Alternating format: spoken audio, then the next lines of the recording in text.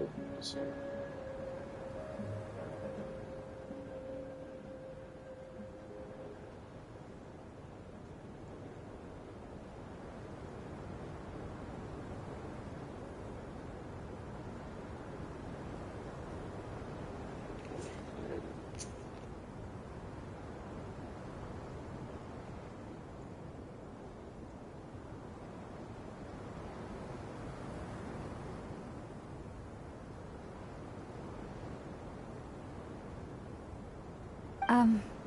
I'm sorry.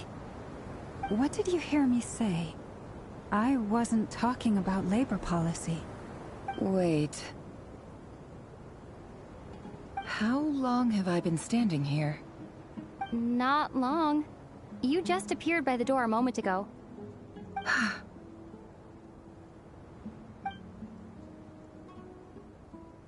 Boss, what's wrong? You look like you've seen a ghost. We've been tricked. We never left at all. Somehow I hallucinated that whole scene back inside the office. Hallucinated? But how? How indeed. This place should heed my will alone. All thoughts and actions that occur in here are just a result of pawns moving across the chessboard in a carefully calculated manner. And nobody has access to this chess set but me. So you control everything in here? More or less. But yes, it's a special technique of mine. Has anything like this ever happened before? Only once. It was the first time I used the chess set. Is there any similarity between what happened then and what's happening now? I suppose my thoughts are a little turbulent, which was also the case my first time. Is there anything I can do to help? The first clause of your contract clearly states that I only need your help with things that I'm too lazy to do myself. Meaning, you're not feeling lazy right now? Meaning, this is not something Yehoda can help with. The chess set is a personal treasure that I alone understand. I must be the one to find our way out of here. Boss, it's fine. Really. Let me do something useful. Oh, listen to you. Whatever would I do without you, Yehoda? What? Really? Yes, really. Where would I ever find another employee as obedient and servile as you? God forbid anything ever happens to you. Oh, okay. Well, anyway, I was thinking of fetching some water. There's gotta be a source around here somewhere. I suggest everyone finds someplace comfortable to take a rest. We gotta conserve our energy. Even though all this chess malarkey doesn't exist in a physical sense, mentally speaking, it's all real. And so is our tiredness and fatigue. You don't want to dismiss mental fatigue. Just because it isn't physical doesn't mean it's any less serious. But anyway, I got your backs, so don't worry about a thing. Don't I have the best employees? Jealous much? If we can find a suitable time, I'd love to borrow Yehoda for a day to help out at the Frost Moon Scions. Would you be amenable to that, Boss Nefer? Oh, Lauma. Have I ever told you just how pretty you are? Beauty runs from the tips of your antlers to the depths of your imagination. Time to rally, everyone. Follow me. As we continue our journey, the same rules will apply. That means stay focused and no talking no matter what we encounter. And don't disturb the chess pieces. You have my word that I will get us all out of here.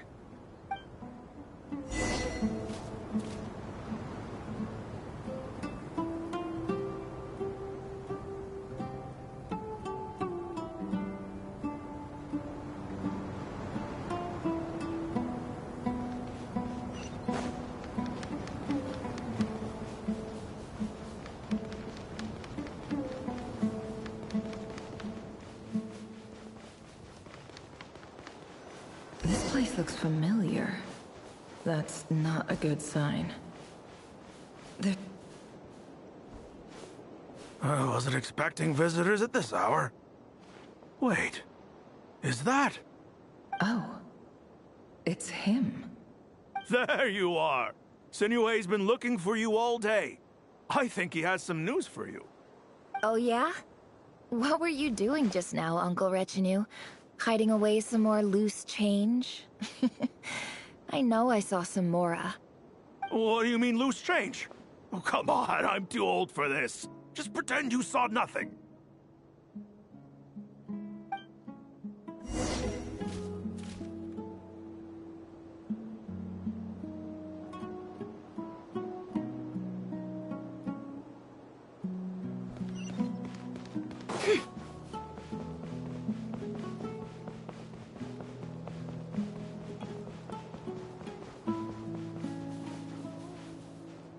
Hey, kid.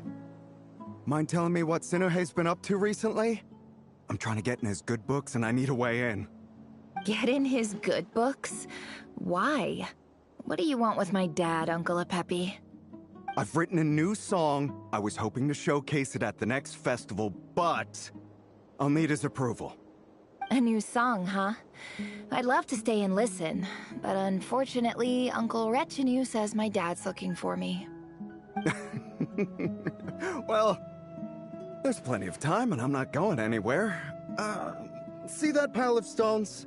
I'll be sitting there warming up my vocal cords. Come find me when you're done. Pile of stones. Got it.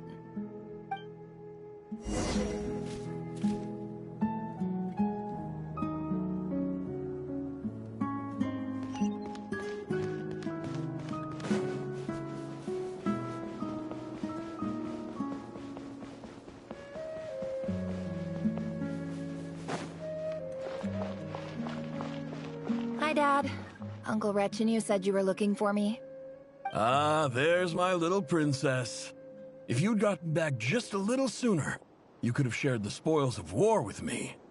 Spoils of war? Who were you fighting against, Dad? It was just a figure of speech. The aftermath of a sandstorm is no time to be waging war. I was talking about our war against thirst. I went out to fix our water supply problem, and now I'm back. Which means... We have a well again! That's right. I found a new one and brought back as much water as I could carry. It should last us for a good while. If it wasn't for these blasted sandstorms, our wells wouldn't be caving in. You wouldn't be spending all your time out searching for new water sources. As the chief of our tribe, I'm supposed to be leading us out of hardship and poverty, onto better things. You know how prosperous our ancestors were. I've told you all the stories. And look at us now, squeezed into these hovels.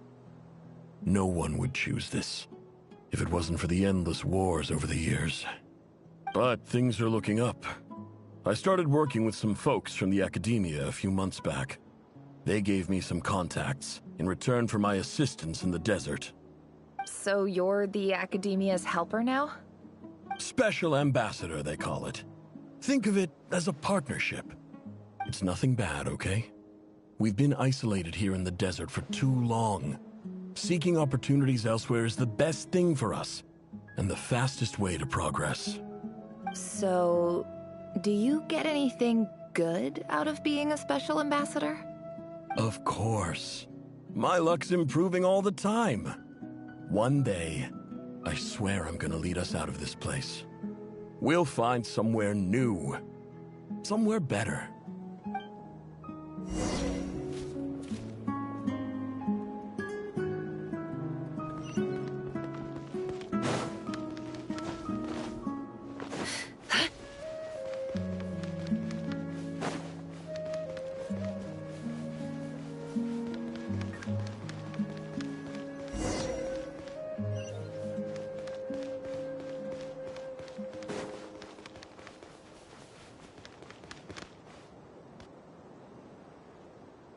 That's our well, and you know it. You stole from us. Well, you've gone from chief to thief, and now you have to face the consequences. Did you really think you could take our water without permission and get away with it? You're either brave, stupid, or both. And that Special Ambassador Act? Yeah, nice try! We spoke to the Academia. They said it was all news to them. You're a liar and a cheat!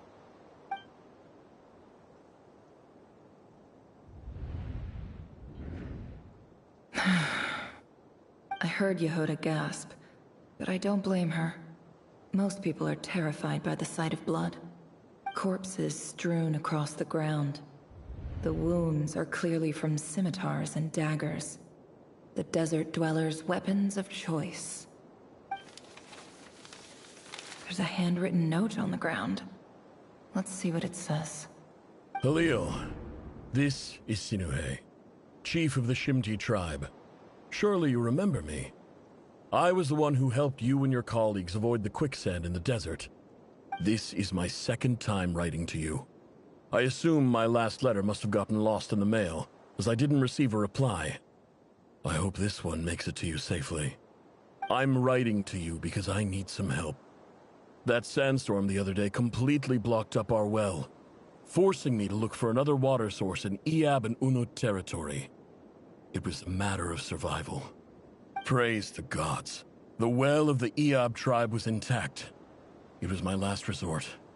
I drew what water I could and left, but not without being spotted. I fear they will retaliate.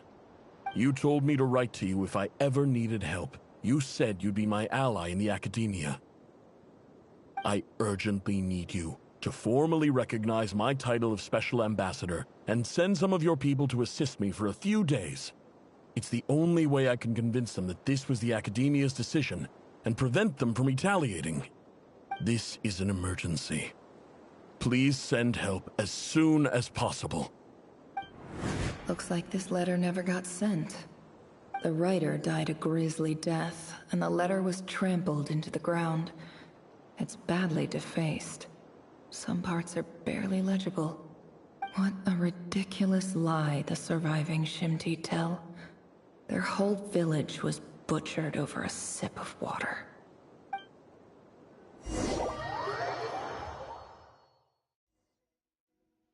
Ah, officer. Welcome. Welcome to our humble village. I thought you would at least have the courtesy to provide some respectable libations. This is the finest wine Aru village has to offer. I promise.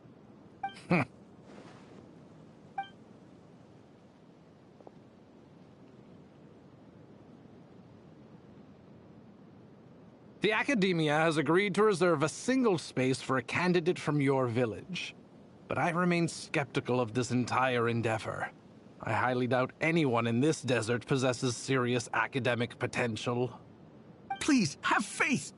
If not in us, then in our god. The child we found shows great promise. I beg you, take her away from this place. Give her a chance. Don't let her talent go to waste. I don't recognize her. New arrival? She showed up here a few days ago, and we took her in. She's a really bright kid. Please help. I'm begging you. So, where are you from? Nowhere special. Just a sand dune. What about the rest of your family? How many of you are there? Just the one. It's only you? Correct. So, no brothers, no sisters, no mother or father? Any who have slept on a bed of sand, I call my brothers and my sisters. Apart from that, I have no family. All right. Get over here. Sign your name on the form.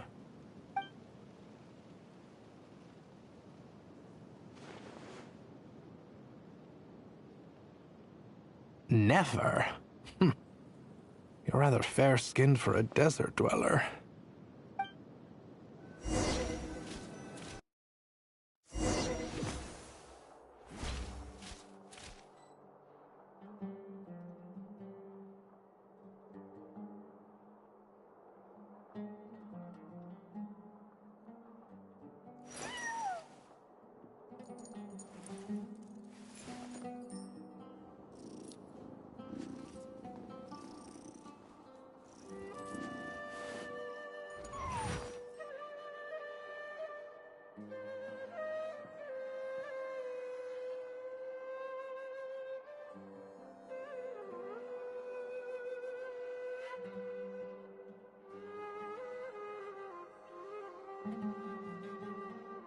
Don't trust your eyes uncritically. People only see what they want to, so don't be your own fool.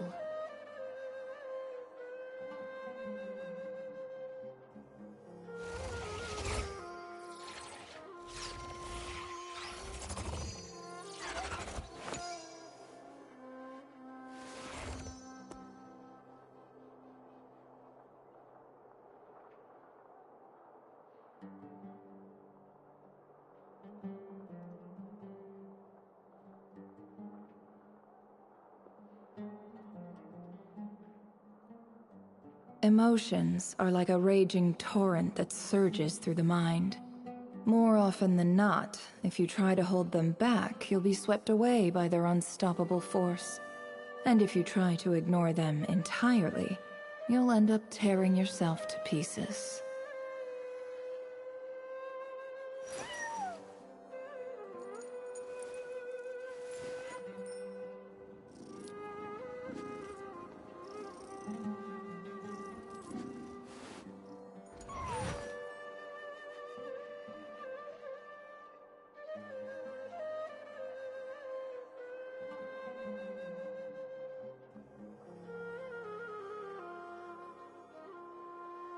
Why does Ashru sit up on the counter? To welcome our clients, of course. A kitty's gotta earn his kibble somehow.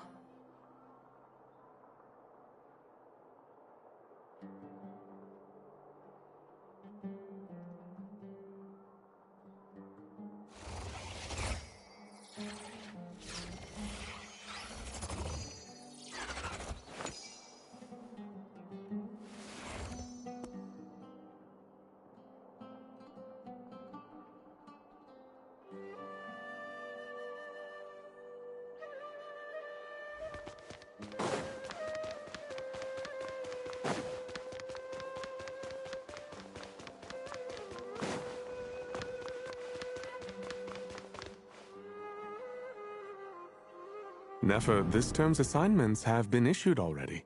Please read through the materials thoroughly, conduct your own additional research, and then write an essay on the topic. Yes, Professor, I'm aware. I just had a couple more questions I wanted to get your perspective on. Oh? Please ask away. Well, I saw the other students' problem sheets, and I couldn't help but notice that my assignment is much easier than theirs. Do you really think I'm a weak student? A weak student? Goodness, no. Quite the opposite. You have a sharp mind. Almost too sharp. I think what you're saying is, a weak student wouldn't have noticed the discrepancy. And if they did, they certainly wouldn't complain about the lighter workload. You see, sharp as they come. You see things the way they are. And I'm sure you know why they're like that. Because of where I come from. Because I'm different.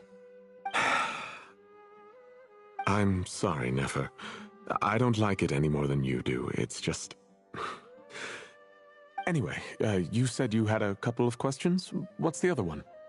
I wanted to check... If someone sent me a letter to the academia, where do I go to collect it? Ah, your family wrote to you. Well, as long as they put your name on the envelope, someone should hand it right to you. Not exactly. It's not even a recent letter.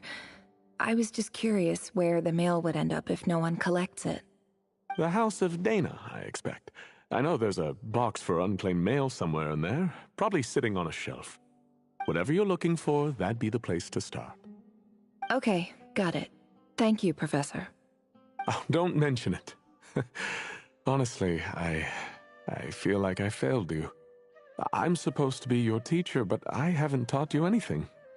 Hey, don't say that. You're a great teacher, and you do your best for all your students. But the rules are the rules. You're not allowed to teach students like me. It's not just the academia, either. The whole world bends over backwards for the successful, and leaves the losers to suffer and die. Oh, my dear child. Don't tell me you've given up on life already. I haven't. I just think that if you want to make it in this world, you have to find a way to become successful.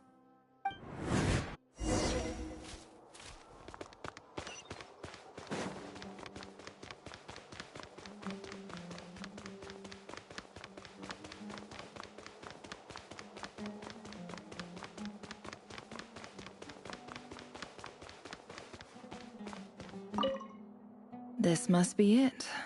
A big cardboard box full of unclaimed mail. And probably some letters that ended up here by mistake, too. Let's take a look.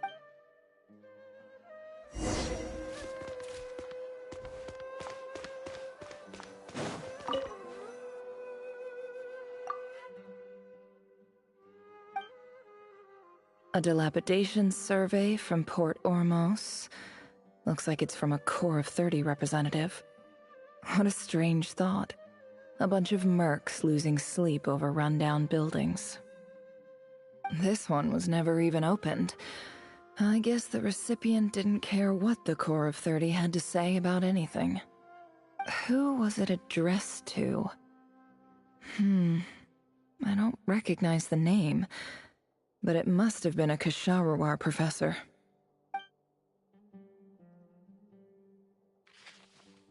This one is addressed to the Immorta Sage.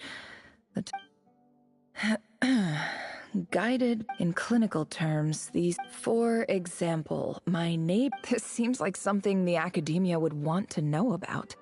Why wasn't... Wait, what's this written on the back? It's so small. The note says, "The sender authored this letter while under the influence of mushrooms. I would send it back, but no return address was provided. Stamped by the Grand Conservator of the House of Dana."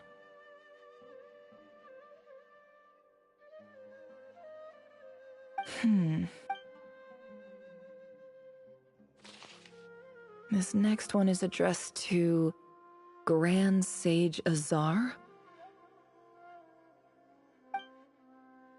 A few words of protest regarding recent changes in Sumeru's educational policy. In recent years, the academia has taken on a small number. However, it appears to me that these students have not, in fact, been provided with educational opportunities that are, in any meaningful sense, equal, as well as receiving dumbed-down. Education is the fundamental purpose of this institution, which should, as Grand Sage, policy decisions are your prerogative. But do not forget your roots. You and I were once students too, as was every... I do hope you will give... Great letter. Shame it did... And the sender is... Huh? Sage... I didn't realize anyone else even knew how bad students like me have it in this place. So this is where letters from the Sage of Spontamod end up? Nice one, Grand Sage. Whatever. This isn't what I came here for. I'm not exactly holding out hope that a letter sent from the desert would even make it here. I can't believe how much discarded mail there is. Must have been years since someone last went through it all. I don't believe for 1 second that any human being has sat down and read through all the documents in this place. Wait, could this be it?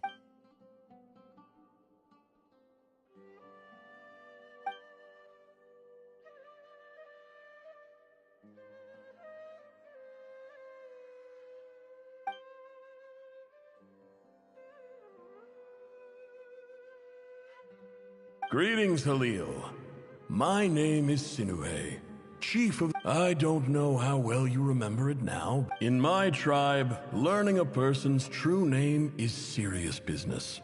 And I therefore see you all as friends. The Shimti tribe lives a harsh, nomadic existence. This brings me to my reason. There was a terrible sandstorm. The Eob and Una. I found a well belonging to the Eob. When we met, You assured me. That aside, the last time you were here, you mentioned that the Academia had started accepting students from the desert. And I told you a little about my... We have next to no resources here in the desert, and my power and influence are limited. Would you consider enrolling my daughter at the Academia? From the outset, the Academia never took you seriously. Those things they promised were just empty words. And you were so emphatic that your luck had finally changed for the better. You swore you'd lead us to a better place one day. You spoke with such conviction, like you were the most powerful chief in the whole desert. You liar. You lied about everything.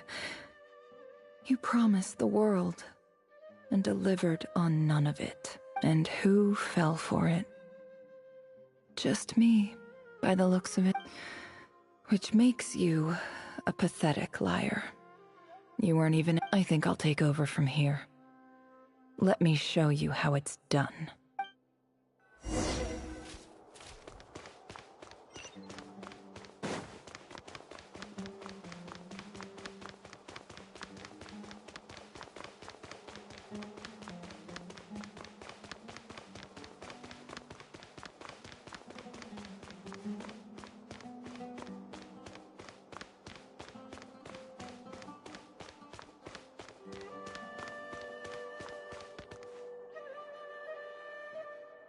I just came to say goodbye. Thanks for everything you've done for... Nefer? You packed your bags. Where are you going? I'm quitting. Something's come up in my hometown. Gonna head back and deal... Huh? But this was a hard-won opportunity for you. You know that better than I... It was. But it doesn't matter. I have more important things to deal with, and they can't wait. Oh, and I didn't want to overfill my bags, so I left some incense on your desk. What's wrong? I thought you liked incense. Although, I did read somewhere in the House of Dana that it has hallucinogenic effects. Don't use it all at once, alright? Isn't this the stuff you brought from your hometown? You're just letting me have it? But you said it's a rare and valuable commodity. Yeah, about that. I lied. It's not rare at all. There's this bunch of ruins near my hometown that are practically overgrown with this plant. It's not worth much. Keep it. It's fine. But Nefer... All right. That's all from me. You take care.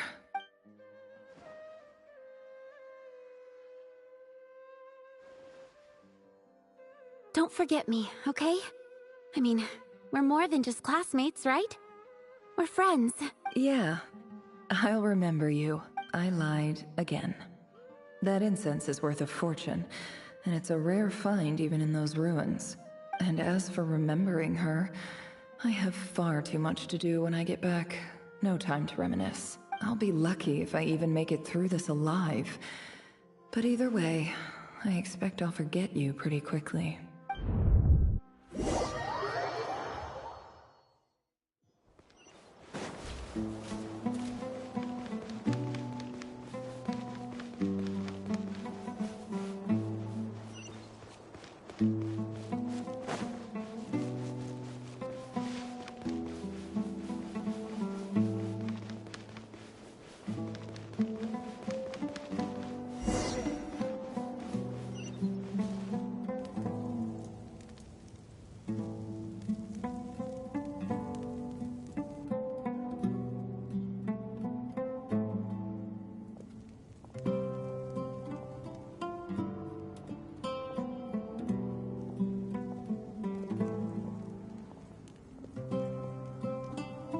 It's a pleasure to meet you, Mr. Arif.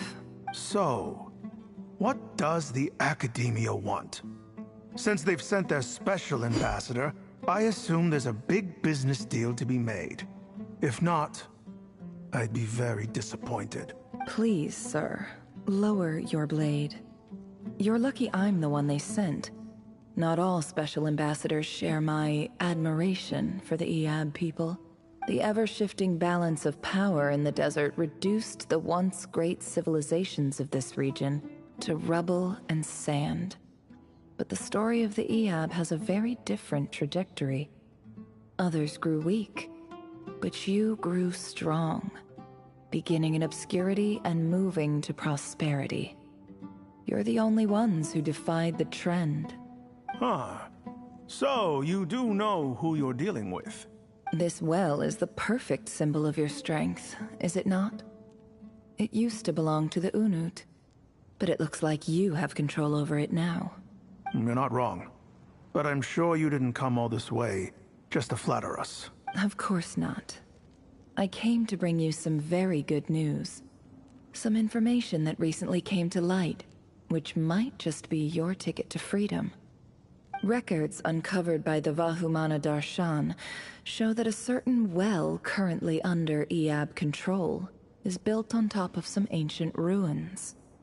These ruins are of great archaeological interest to the Academia. I checked the map carefully on my way over here, and I'm confident that this is the well in question. The Academia is offering 50 million mora in return for excavation rights. 50 million? No, wait. If these ruins are as important as you say, 50 million's a little low, don't you think? Don't get greedy, Eab. We know far more than you think. We know that you seized this well by force. Wasn't that the first step in your rise to power? To drive away the Unut and steal their water supply? So what if it was?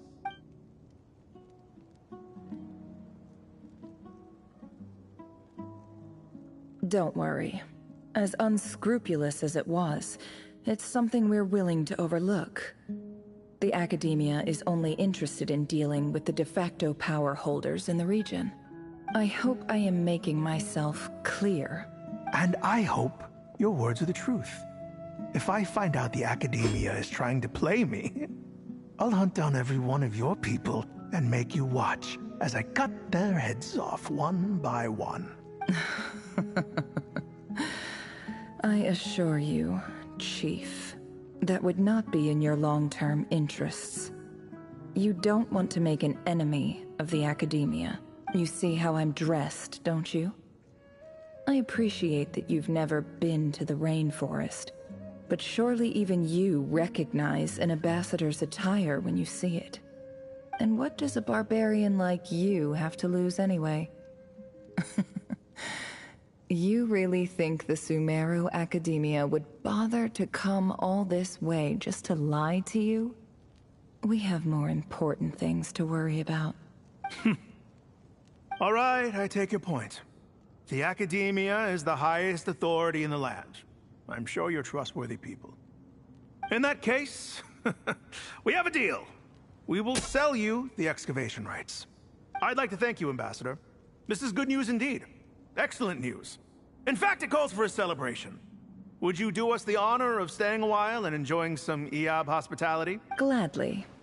I am partial to wine myself, and I trust you are as well. So let's indulge in a few drinks together, in celebration of this momentous occasion.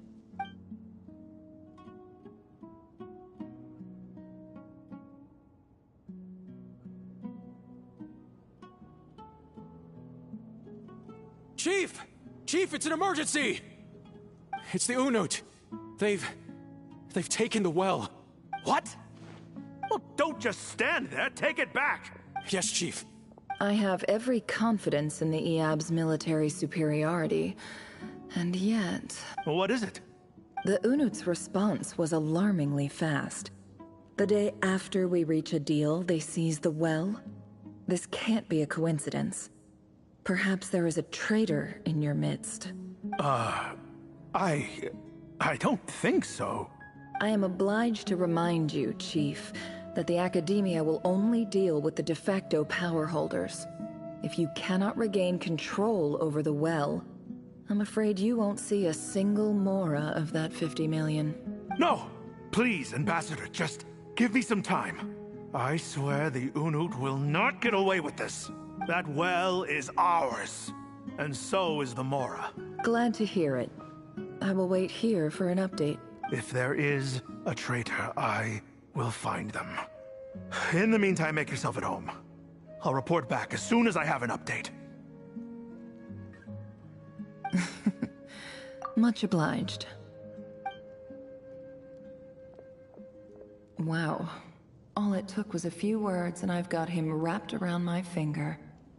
What an amazing feeling. So, in summary, Ambassador, the Academia would rather negotiate with our tribe instead of the Eab, yes? The Eab are ruthless murderers who don't listen to reason. And now they have the gall to interfere in our research projects in the desert region. So let me ask you, Chief. If you were the Academia, what would you do? Kill them all, of course.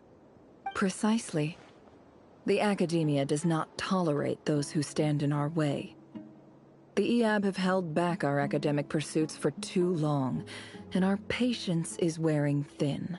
At the same time, there is simply no way that the Academia can be seen to be intervening in desert affairs. I'm sure you understand where I'm coming from.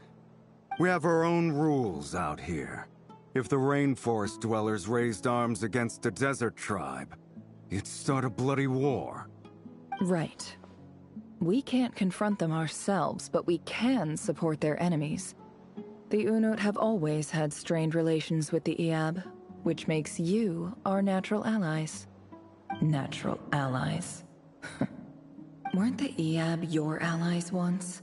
You were quick to send them after us to protect your interests back when we stole that water. And now look at you. You're at each other's throats. Let me be clear. The Academia wishes to collaborate with the legally recognized rulers of the desert in this matter. We are asking for excavation rights to that well, and our offer is 50 million mora. Say no more.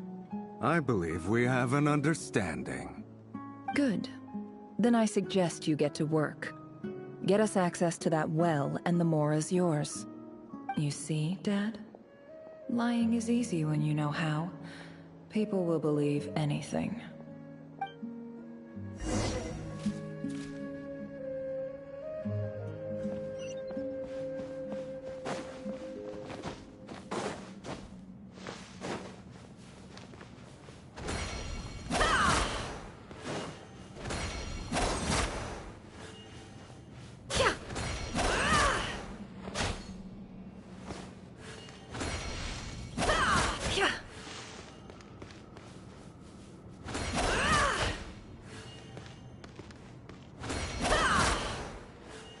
Can't hide the truth.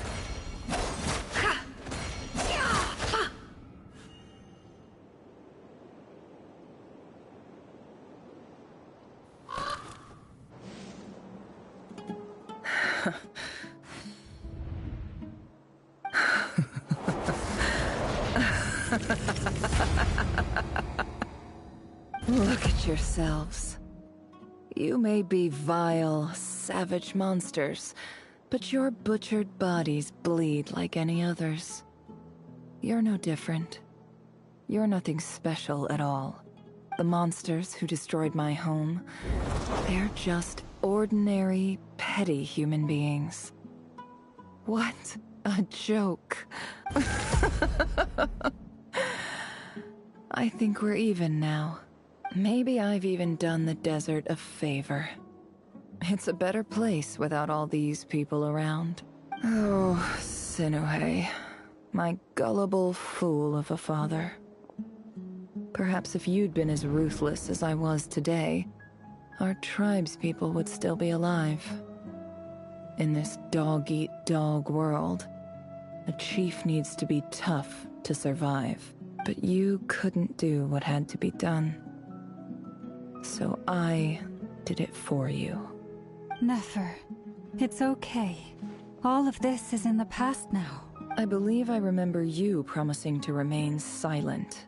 Yeah, but even so... Yehoda, is there anything you can do to ease the tension? Alright, time for a sharp turn onto a completely different topic. So, anyway, that's enough of that. When are we getting out of this place? Feels like we've been walking forever. I'm getting pretty tired. Oh, Halma, you tired? Yes. If we can find somewhere to sit down, I could certainly do with a rest. It's not far now. There should be a temple just up ahead. Yes. Really? A temple? That's where this story ends? I guess that's how things go in the desert. Desert dwellers can never escape their destiny. Or so everyone says. I never wanted to believe it, but looking back now, I'm as desert as they come. You mentioned a temple. What's waiting for us there? My biggest trade secret of all. Ah. Then I'm guessing it's where you got your power from. The power to peer into other people's... I didn't know you were clued up on any other religions. I'm no expert in the history of Sumeru, but...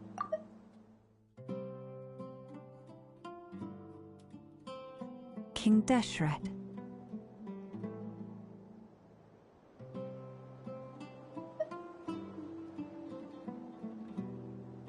Sounds impressive.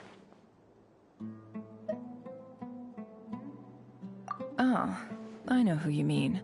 General Mahamatra Sino. The spirit of Hermanubis dwells within him. That's Boss Neff for ya. She knows everything. Sino's hardly a figure of obscurity, but I know about Sethos too. What about him? Is he a big deal or something? Well, he's not a small deal, let's put it that way. Please, this is the bare-bone basics. Save the flattery. Thanks for your patience, everyone. I'm sure it's been a lot to take in. With any luck, that's our exit just up ahead.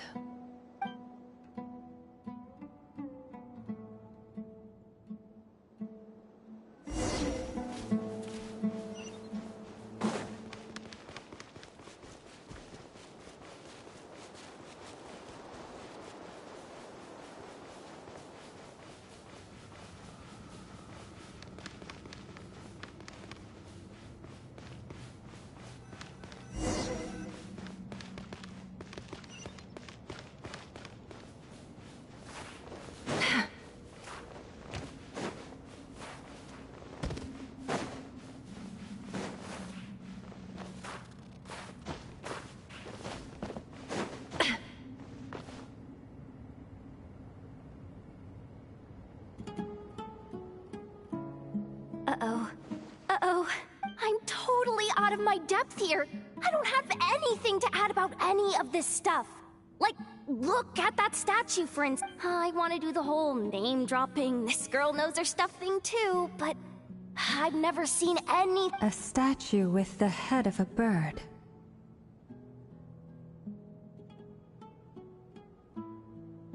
That's Thoth, the Ibis King, one of the 7 pillars of King Deshret.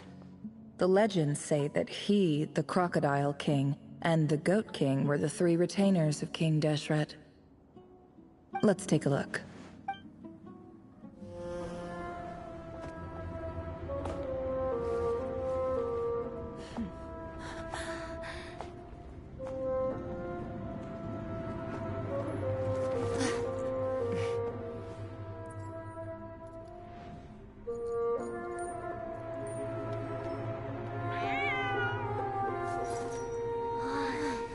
It's just Ashru.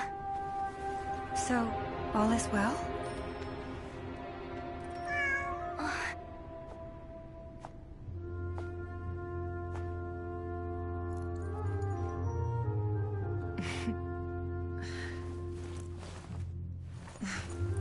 Typically speaking, at this point, the world disintegrates.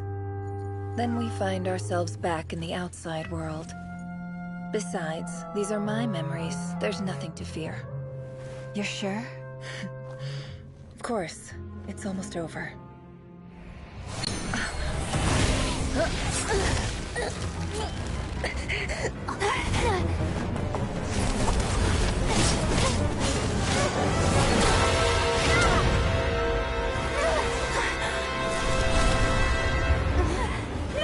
Hold on!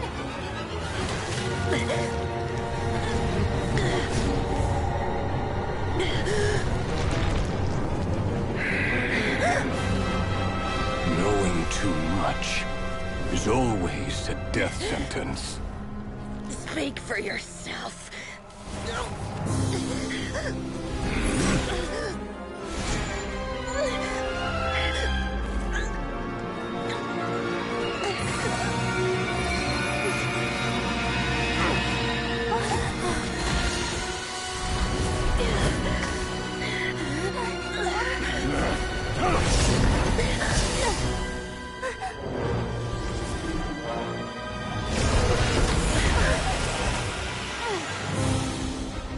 How repulsive.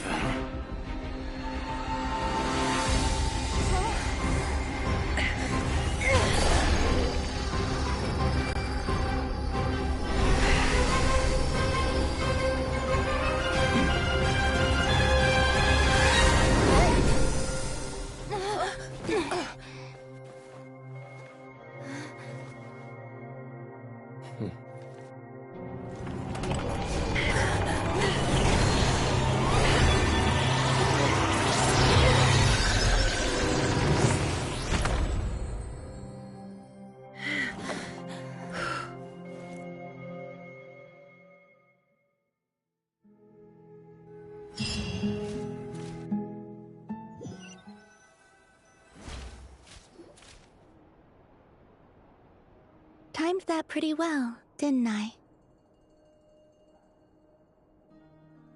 It's okay. I'm just glad no one was hurt. Paimon noticed you doing something too, Dainsleif. Were you helping get them out? Of course. When I asked Nefer to conduct this investigation, I was not naive to the dangers involved. I had a duty to ensure your safety. Good to know your sense of justice is still intact after all these years. I take that to mean that you saw the truth. That comes as a great relief. I certainly did. And thanks to your help, I also managed to trap Rerir inside the chess set. Whoa, really? How'd you manage that? Well, to be honest, I sensed that something was wrong long before we made it to the temple. By using this fragment to probe into Rerir's past, well, the monster formerly known as Rerir, it seems I alerted him. I was tracking him, then he caught on and started tracking me too. Can't say I'm surprised. But how did he track you through your thoughts alone? That shouldn't be possible. Rerir was a secret agent who reported directly to the Vinster King. He is an expert at finding a trail and hunting down his pursuers. No wonder. He infiltrated the chess set, read my thoughts, and built a new virtual chess set inside of it. That's why we weren't able to leave at first. Speaking of your chess set, it's quite a remarkable item. Would I be right in thinking you have some connection to King Deshret? You overestimate me. I only have a connection with one of his underlings, the Ibis King. You all saw how this came to be. A long time ago, the Eab massacred my tribe, the Shimti, in our home village. A few years later, the Unut and the Eab fought a bitter battle over the rights to a well, all for the sake of a non-existent 50 million mora. The Eab ultimately won that confrontation, but their victory came at the cost of almost every warrior in the tribe. The final blow to the Eab came at the victory feast, when an Unut assassin beheaded their chief right before my eyes. The remaining Eab fled and have been scattered to the winds ever since. Having gotten my revenge, I returned to my hometown, where to my surprise, the nearby temple was still standing. There it was, seemingly immune to the relentless hostility of the desert, while my tribal home lay in ruins. As I stood there gazing at the temple, I noticed a cat just outside. This cat, as it turned out, was home to the spirit of the Ibis King. He led me to a gate deep inside the temple, and there he made a deal with me. This chess set is my gift from the Ibis King. The chessboard within is made to the same specifications as the one in the mausoleum of King Deshret, and represents his power of piercing analysis. With this chessboard in its container, I gained a certain ability to perceive hidden secrets. Now, you could conclude that the Ibis King simply wanted to give the people of this world the power to seek the truth, but I don't believe that's the full story. Every god plays favorites. Their hearts are as fickle as any human's, full of secrets, perversions, egotistical tendencies. But precious few gods are willing to admit this. It is the same with all powerful forces, including fate itself. Their gaze falls preferentially upon a select few. As you rightly point out, this is an act of favoritism. If you're alluding to the Abyss, then yes, I agree. Gather the others. It's time to share everything I've learned.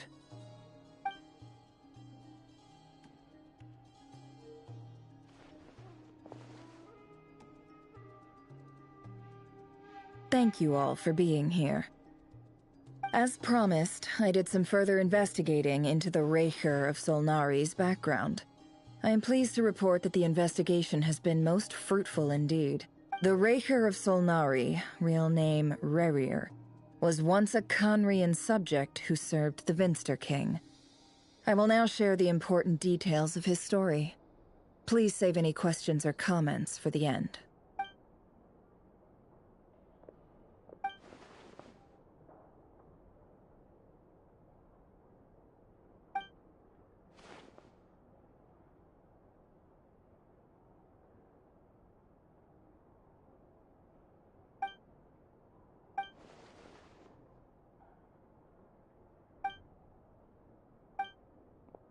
So that's why he's so obsessed with the moon.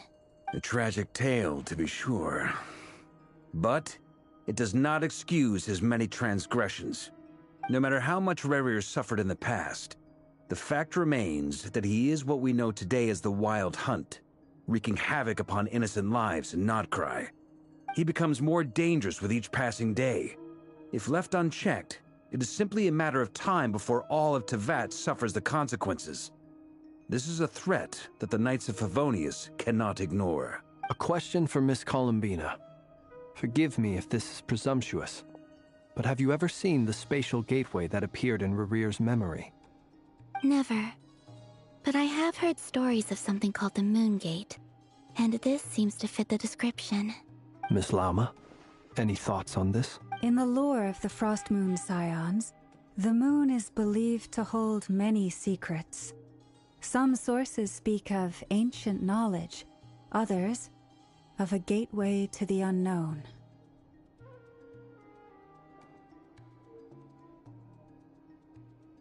The term Moongate is one I have heard before, but as is the case with all of our legends, there are no records of any first-hand witnesses.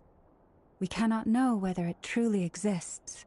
Then back to Miss Columbina. As a moon goddess yourself, do you have some idea of where the Moongate leads to? Not at this stage, sorry.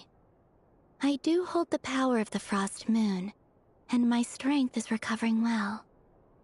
I can sense that the gate would open at my command, but... But there's more to the power of the Frost Moon than that? Yes. A moon goddess has the right to open the Moon Gate, since it is a path to the moon. But as Nefer mentioned, holding open a spatial gateway takes a huge amount of power. And right now, I need to conserve my energy to fight the Reicher of Solnari. I'm afraid this is one mystery we may have to leave unsolved for now. I agree. Better to save your strength.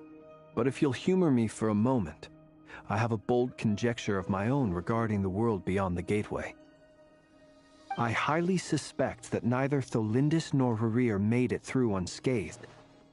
The evidence pointing to this is the fact that the Reicher of Solnari exists in the form of countless fragments. With the abyssal power he wields, no ordinary foe can touch him, let alone tear him to shreds. And yet, the Wild Hunt proliferates wherever his scattered fragments lie, drawing hordes of monsters to many different locations across the land. So your theory is that Rerir was physically torn to shreds by some powerful force? Hence, why the Wild Hunt is a distributed phenomenon, rather than a unified one? Makes sense to me. Explains why the Wild Hunt is so pervasive, and why he's been trying to piece himself back together. He was whole to begin with, and he wants to be whole again.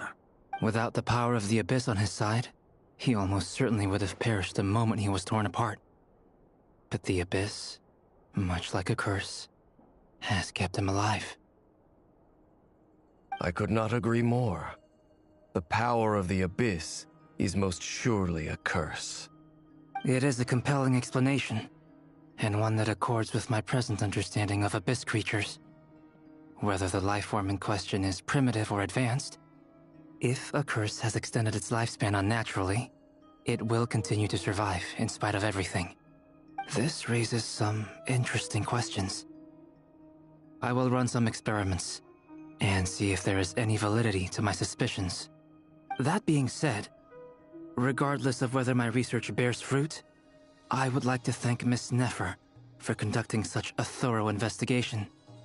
Already, it has greatly enriched my understanding of the entity we face. My pleasure, Mr. Albedo. I too hope that the information I have shared today proves useful as we look to formulate the next stage of our plan. Hey! What is it, Dainsleif? You look really upset! It's just... when I think of the man I once knew as Rerir, I struggle to understand why things had to turn out like this. The two of you used to be friends, didn't you? I don't know if these words will bring any comfort, but my heart goes out to you. Mine too. We could never know all the hows and whys of the way things are. The moon and stars are full of untold secrets and lies, and the skies are host to many more mysteries than these alone. Yet, none of that can begin to compare with the complexity of human life. Those are the first comforting words I've heard in a long time. Thank you, both. Well, I think this is a good place to end today's meeting. I'm sure Nefer needs some time to recover. She's been through an awful lot today. That's very thoughtful of you, Lama. Of course. Sounds good to me. Take some time to rest and digest before we reconvene to nail down a plan.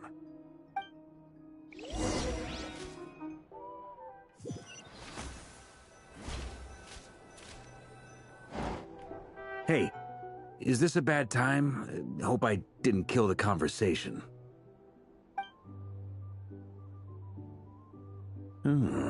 Nice room. Oh, I'm not coming in, though.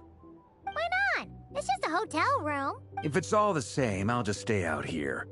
I might not look the part, but I'm technically a knight. Barging into people's private quarters isn't the kind of thing we do.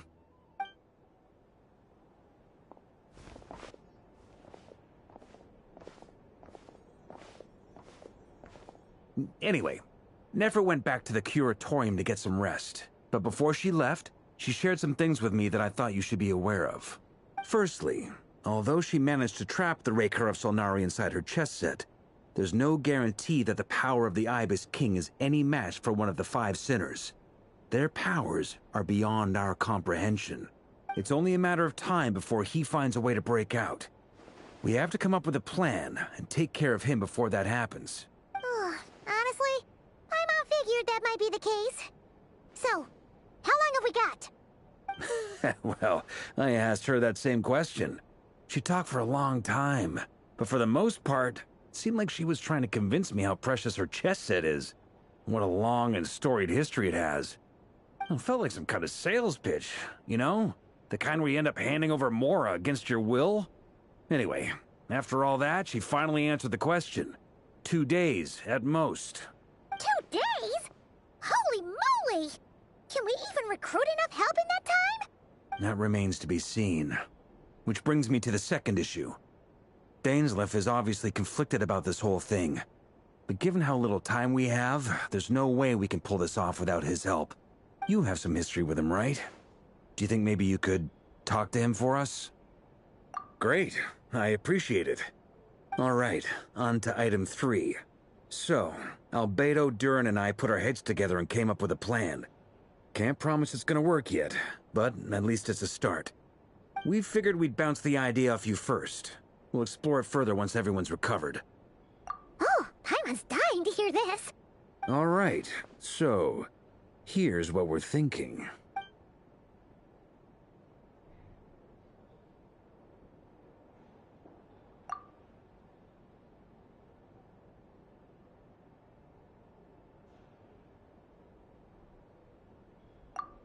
We felt a little uneasy about roping you into this. I mean, firstly, you're not locals, and secondly, none of us are your boss.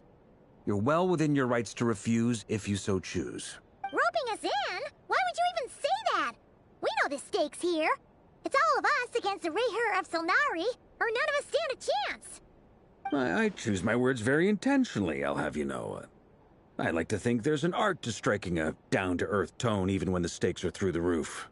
Sir Varka, I have a few thoughts about this plan. I'm all ears. I think we can be more flexible with how the roles are allocated. In my view, the most sensible lineup would be like this.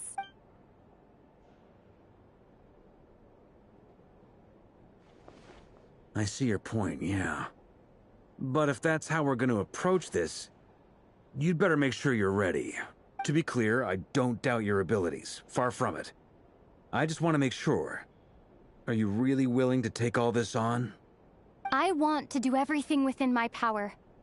The Rayher of Solnari is a truly fearsome opponent, and if I do my part, it'll greatly reduce the risk for everyone else involved. Well, that tracks with what I've heard. Jean's mentioned in her letters that you're so diligent it's almost abnormal. As in, most people weigh up the risks and rewards in situations like this. But you seem to just march towards danger without a moment's hesitation. Of course, everyone appreciates a fearless pioneer. But all that aside, I'm the Grand Master of the Knights of Favonius, and you're our honorary knight. I want to make sure your courage doesn't come at the expense of your safety. Thank you, Sir Varka. I should be the one thanking you. It means a lot to have you on board. I'll give some serious thought to your suggestions.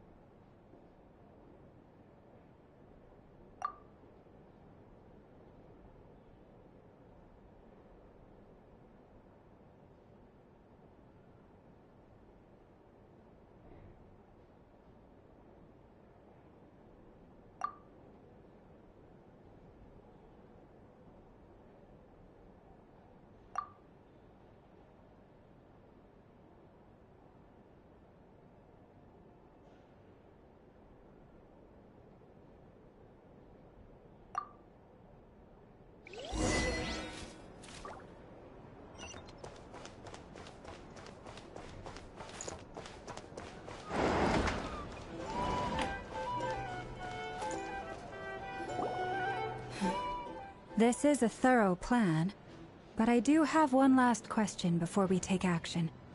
How can we be sure that our enemy won't leave the designated area? Great question. Albedo's been hard at work analyzing Rayher and the Wild Hunt's behavioral patterns. His conclusions are as follows. Firstly, from the earliest known confrontation until now, Rayher has never displayed any ability to manipulate the dimension of space. So it's unlikely he has any power in that domain. Secondly, he seems to have a particularly strong vendetta against our group. If we put him in a fight-or-flight situation, he'll choose to fight every time. Thirdly, finally, and most importantly, he is consumed by hatred, both for the moon and for his enemies. Turns out, we tick both of those boxes.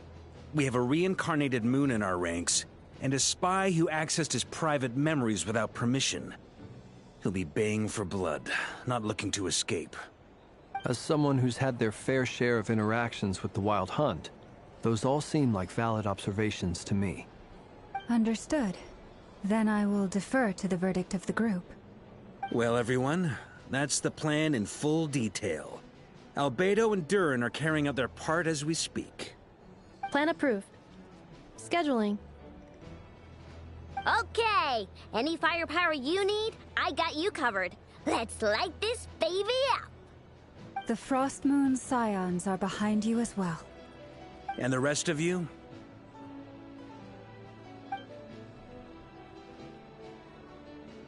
No objections? All right, then it's settled. This is the plan we're going with. Next up, an old tradition of mine. Anyone who wants to back out, now's your chance. Wait, we can still back out of this? Everyone says things they regret, right? I don't want anyone feeling trapped because their mouth said yes before their brain had time to think things through. A very people-first approach. I hear that's common practice in the Knights of Favonius. Heh. Who'd you hear it from? Diluc? Shh. We don't use people's real names at work. This contact will be known only as Owl, please and thank you. This plan can only work if everyone does their part. Flint's and I will absolutely support it. We shall indeed. You'll be glad you accepted our help.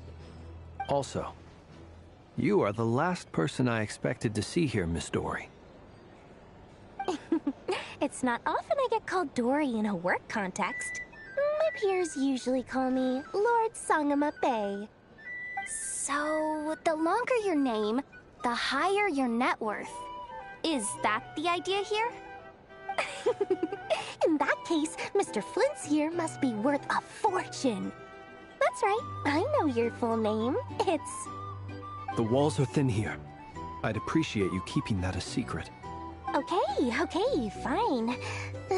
I'm actually only here as a favor for someone else. Do you have any idea how much it would cost to hire me otherwise? Oh, does this mean someone out there actually has the power to boss Dory around? It most certainly does not. We have a long-standing and mutually beneficial business partnership. She's actually the mom of a friend of yours. Said mom supplied me with a great little trinket, but now that lady's ruined everything. If I don't start building a little goodwill now, my whole business in Notcry is gonna go down the drain! Okay. So what exactly is so special about this pendant? It's a lucky charm that a great mage made for me. We have a business relationship, and she was worried that something bad might happen to me. So, she wanted me to have something that can store power to protect myself with. I finally got it all fully charged up with Kuvaki, and then never went and used it all up at once! Never lost so big in my life! You're right. It was all my fault. I didn't mean to drain all the Kuvaki in the pendant, but I'll make it up to you. You will? Well, in that case, how about you give me your I knew you'd say that. Well, it's yours if you want it. In fact, take it now, and I'll even throw in a free Raker of Solnari. Deal? You're putting me in a difficult position here. It's a very useful thing to have around, but I have a funny feeling it won't be around much longer. I guess we'll see in a couple of days. Looks like bankruptcy for me. Hey, don't be so pessimistic. See this through and you never know. You might find a new business opportunity on the other side.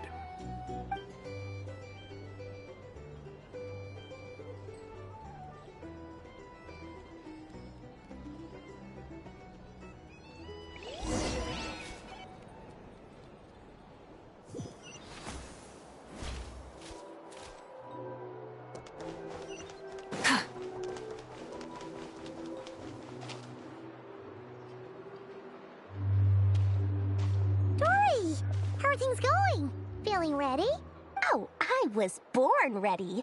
We only have 2 days. You think Lord Sangama Bay would let an opportunity like this slip by? Don't forget, When something's in high demand, the people with the goods on hand get to charge the highest price of all, even higher than the sellers taking advance orders. Ta-da! See? It's right here! Oh, it's so pretty! Did you make it?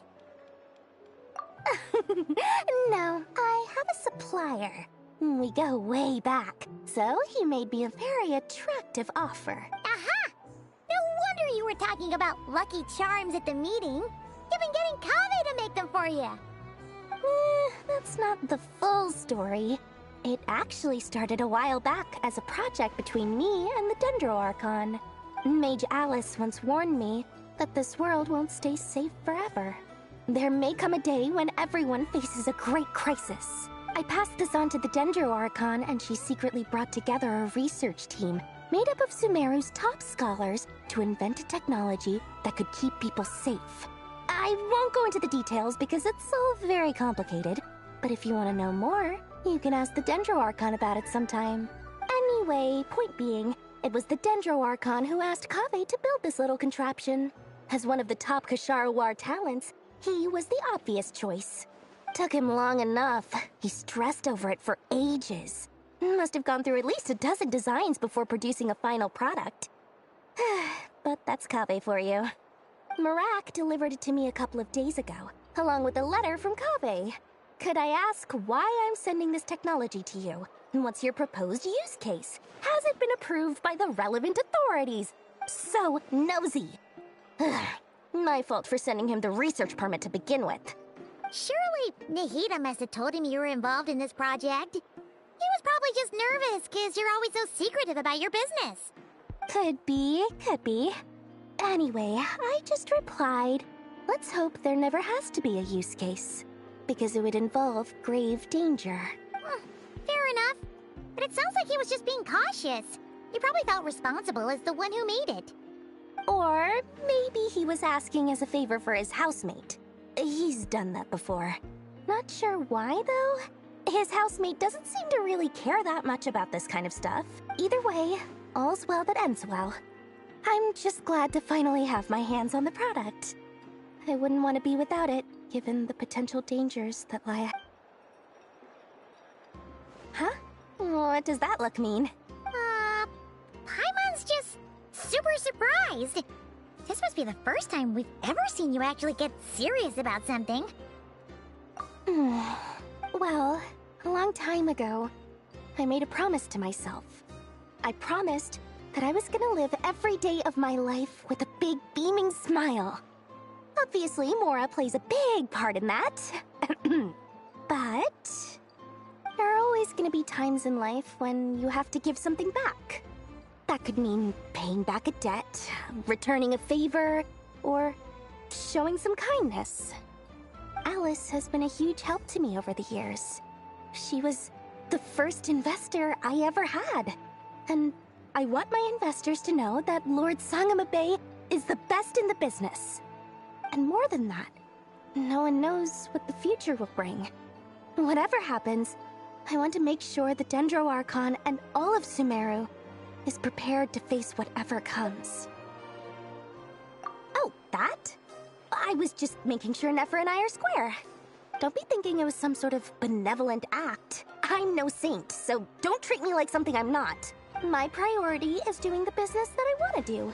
So long as my conscience lets me, but it usually does. That's the Lord Sangama Bay business model. Alright, if you say so. I do say so, and that's the whole point. I'm a businesswoman. Don't go trying to figure out what kind of person I am. You'll exhaust yourself. Much easier for everyone involved if you just take my word for it. Oh, and could you two help me get this stuff where it needs to be? Thanks so much. You're my favorite assistants.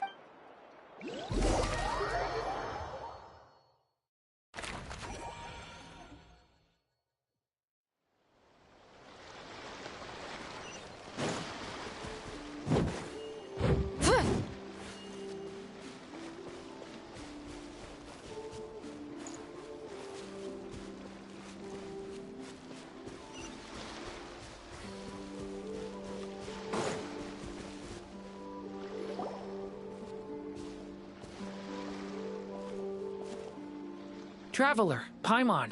It's good to see you. Everything going smoothly over here? Sort of.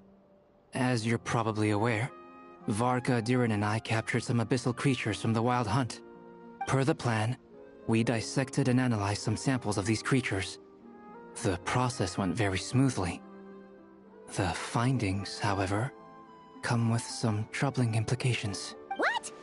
You can actually dissect the wild... That depends on your definition of Wild Hunt and dissection. Harmless, lifeless. These words are accurate descriptions. The Wild Hunt is an interesting phenomenon. In and of itself, it doesn't seem to possess anything akin to a human personality. But taken as a collective, the medium through which the Wild Hunt is summoned does appear to have a soul. Master griped a lot about the wise Horoptotire, and seemed somewhat fascinated with the foul Certology. But she barely mentioned Rerir at all. I don't think that was because of his lower social standing, though. Anyway, it's a pity. I should like to hear her thoughts on the nature of the lifeform he has become today. It's a strange mix. The furious energy of an abyssal being channeled through a fractured physical existence. A consequence of being torn apart by an unknown power. Perhaps the only explanation for his survival in this state is that he sacrificed a degree of individuality in exchange for a continued existence. Oh, sorry. Once I get talking about interesting research, I have a tendency to go on indefinitely. Back to our research findings. Essentially, they confirm my hypothesis. Rerir's corpse is completely contaminated by the Abyss, and the effects are irreversible. You could think of this as Rerir in mutated form. But in my view, even that would be inaccurate. In reality, his whole being has been consumed by the Abyss. In other words, he is now nothing more than a manifestation of abyssal power. Unfortunately, at present, we have no means of completely eradicating abyssal power. Hence, we cannot fundamentally destroy the Reir of Solnari either. Oh, that's terrible news! So, that's it? We can't defeat him? Not even if we get the power of the Three Moons? Miss Columbina's situation is a difficult one. She can never achieve wholeness when the world does not accept her presence. It's as if her creator banished her to a place she can never be accepted. It means she spends most of her energy just on her own survival. Given the circumstances, it's only natural to despair. But we must see this plan through to the end. Time to kick off the backup plan. Oh, Paimon almost forgot! This is for you. Dory asked us to bring it.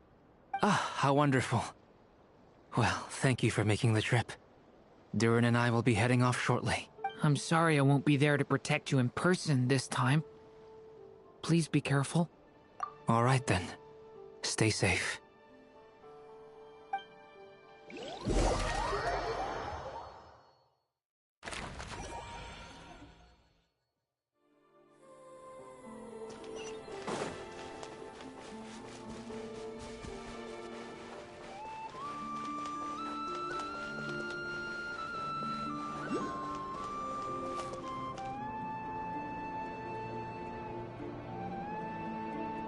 Miss Lauma, is everyone here? Yes. The fate of my flock is in your hands, Grand Master Varka. Please keep them safe. My lady, what are you saying? Within the next 24 hours, we will face the biggest crisis the world has ever seen. This is not a burden that we deserve to bear, but I believe that we reap what we sow in this life. So I intend to act. I must do what I think is right. For me, that means fighting for the future of Nodcry. This gentleman is the Grand Master of the Knights of Favonius, Varka, Knight of Boreas. In my absence, please follow his lead. Hey, everyone. Guess I should introduce myself. Well, to start with, I know my way around a battlefield. The biggest strengths are honesty and hard-workingness. Anyway, point is, I don't intend to let Lauma down. I'm gonna do everything in my power to keep every last one of you safe and sound.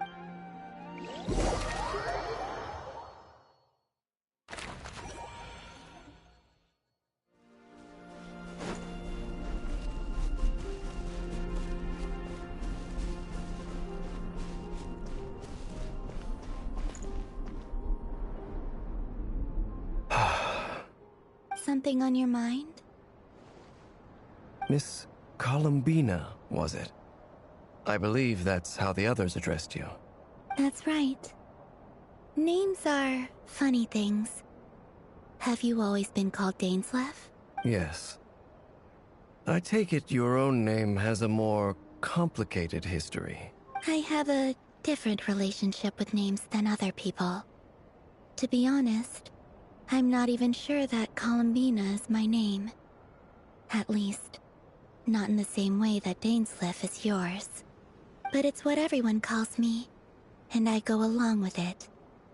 A lot of my life has been that way.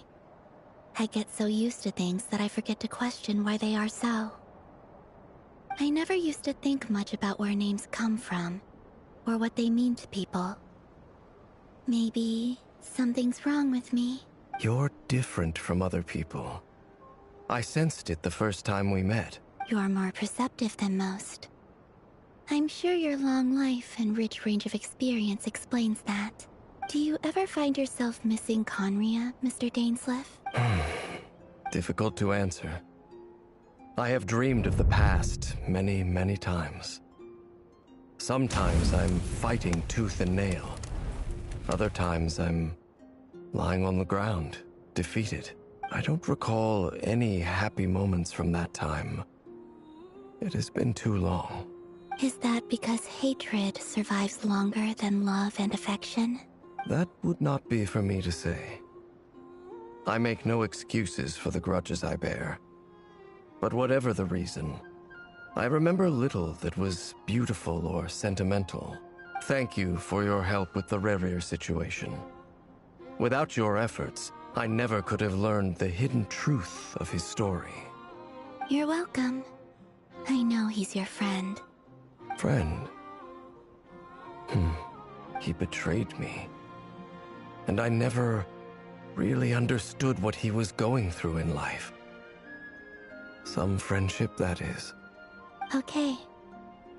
So, do you plan to fight him with us? You see, you're torn. Now you know what really happened. You see the things he's done in a new light. I need some time. Of course. I completely understand. Anyone else in your position would feel conflicted too. Actually, I went through something similar myself recently. Something happened that changed my perspective on a situation. A situation I took for granted at the time, but now I feel very grateful for it. You mean the Harbingers who still support you, even though you've left the Fatui? Yes. I always thought they were only helping me because Harbingers are forced to work together. But then I abandoned them. A warrant was even put out for my arrest. Yet even now, they support me. Which means I was wrong about them all along. Clearly, they view you as a friend. I feel a little guilty now. I regret not seeing their help for what it was, and not treasuring it.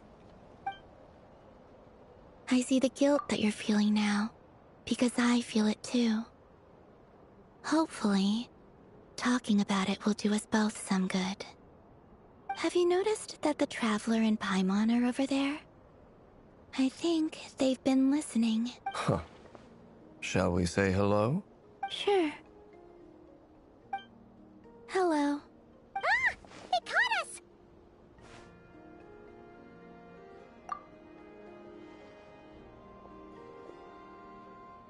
I apologize for making you worry. No doubt you wish to know where I stand on the plan to take down the Rerir of Solnari. I'm afraid I need a little time, but I will seriously consider joining you. You will? Oh, thank you so much! Everyone will be so grateful They needn't be. This was something that I was going to have to face up to eventually. That doesn't matter to them. They're grateful to you regardless. You can't control their gratitude, so just accept it. And then, have a think about whether you're willing to join us.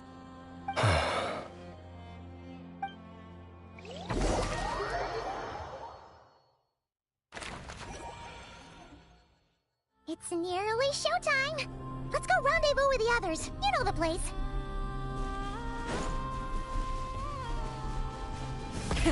Rev the engines!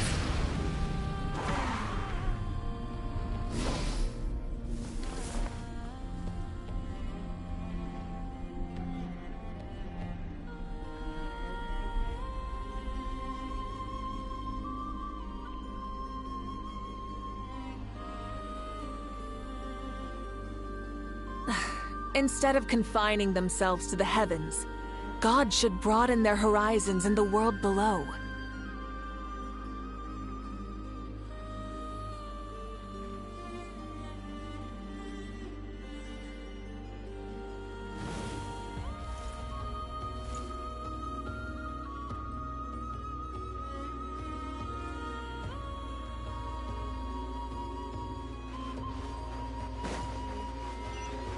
Full throttle!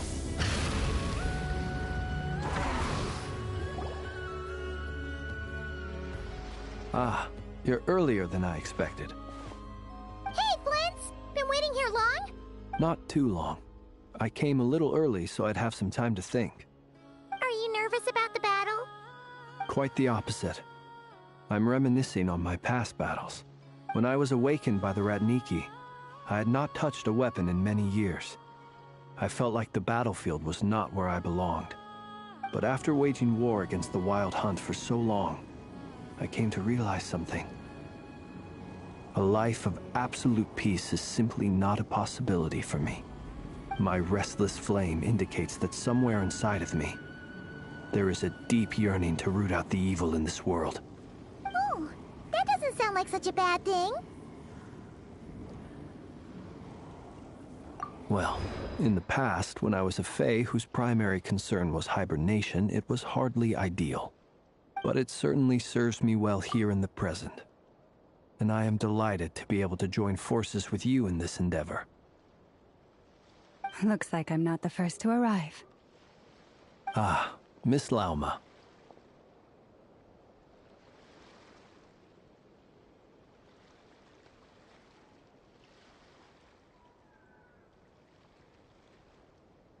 Did you sleep okay last night?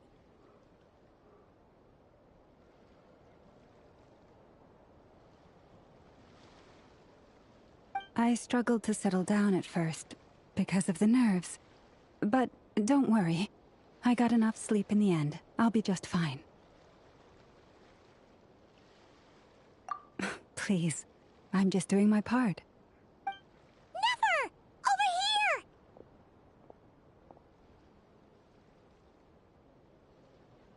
here! Aino asked me to relay a message. She said Anefa will be on high alert and keep a close watch over all secondary districts where defense is required, providing support as necessary. Meanwhile, Aino herself will provide range support to us directly, using her latest invention. Excellent. My thanks to all involved.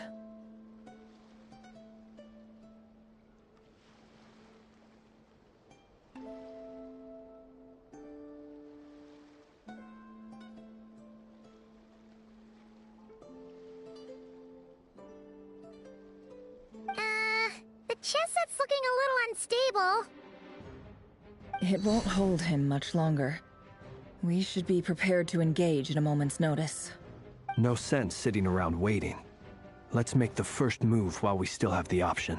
I agree. Paimon, find a safe hiding place. Got it! Be careful, Traveler! I will.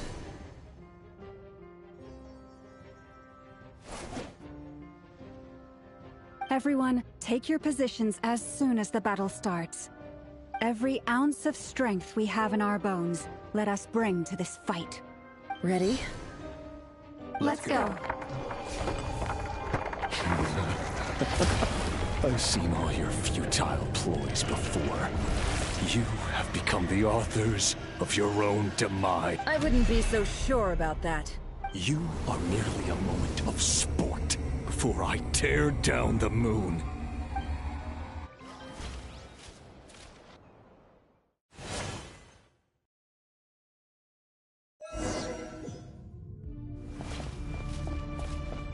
Stay on your toes. Let me help you guys. It's this! The moonlight. Futile.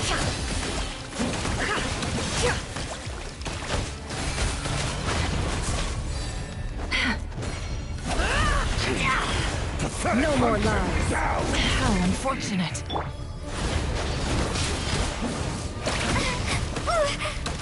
Close your eyes. Be silent. Hunt him down. Close your eyes. Fear the dark. Move.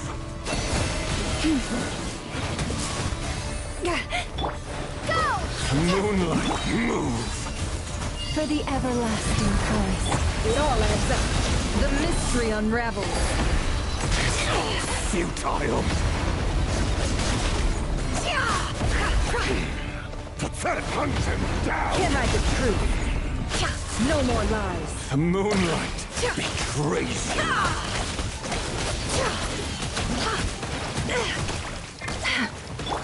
Water jet! Wipe out! Futile. Be silent. To dust. Hunt him Close your down.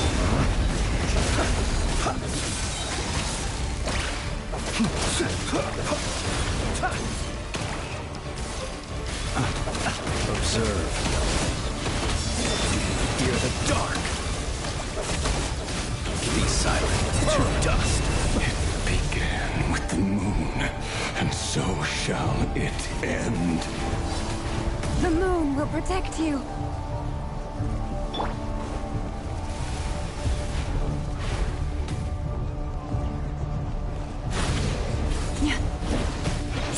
Stay your hand.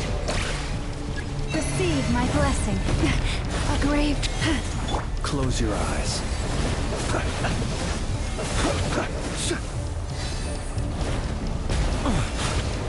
You'll sorely regret that. Do you see now? Observe. From here, when will it be as you foretold? Move.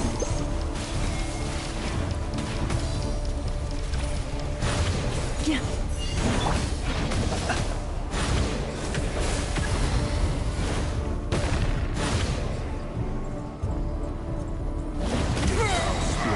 Welcome here.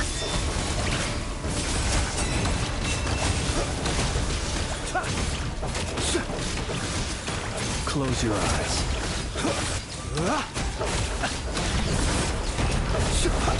Steady now.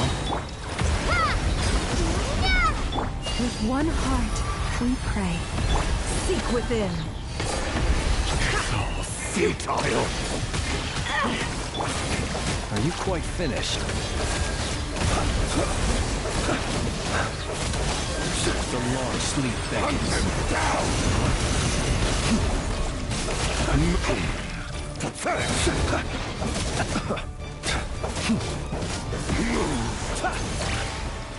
Be silent. Observe. Futile. Can't hide the truth.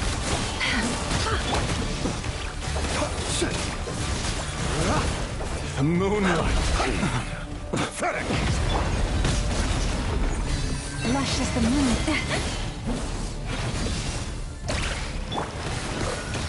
Close it. Futile.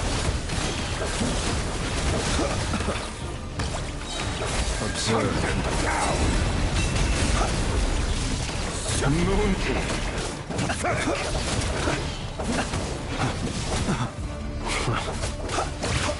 Be silent. Close your eyes. Down. Night falls. Your little game of heroics is over. Moonlight. Who wants to go first? No. Get out of my sight! No! Death is We've been within my separated. grasp. You okay? Nefer, where are the others? Stuck outside the barrier. I guess he really doesn't like us. I told you before. Knowing too much is always a death sentence. Be careful what you wish for.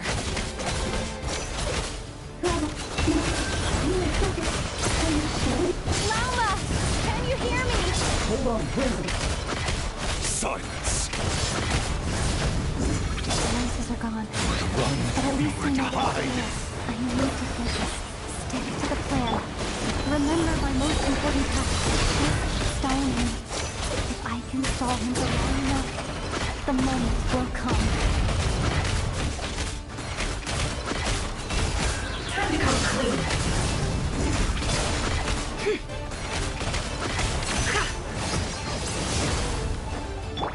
Go! Bombs away! The deception ends here.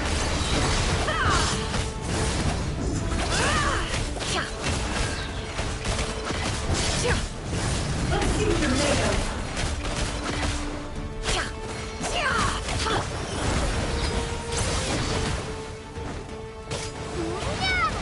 Seek within. No more lies. Destroyed. Reborn. Can't hide the truth. Let's see what you're made of.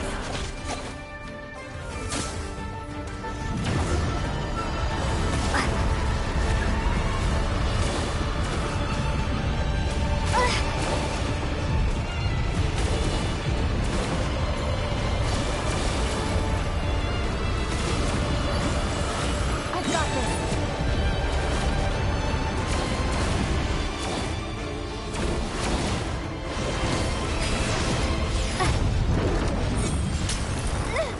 The shield's broken. I can't keep this up. Don't push your luck. Absurd. Time to come clean.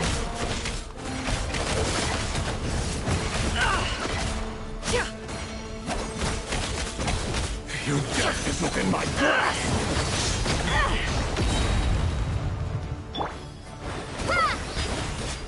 Wipe out! The mystery unravels. No more lies. Time to come clean.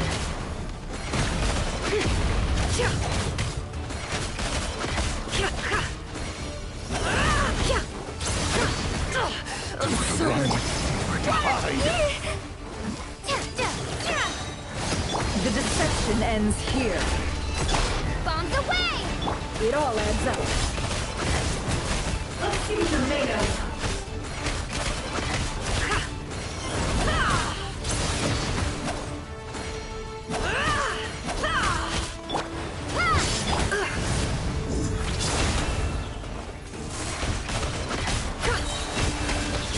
Seek within.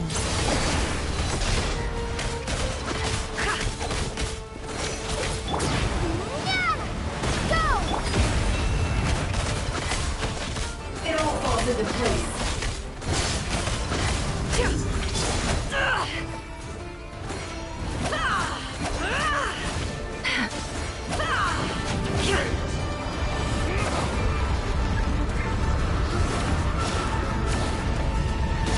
Shameless. Curses. There's no other way.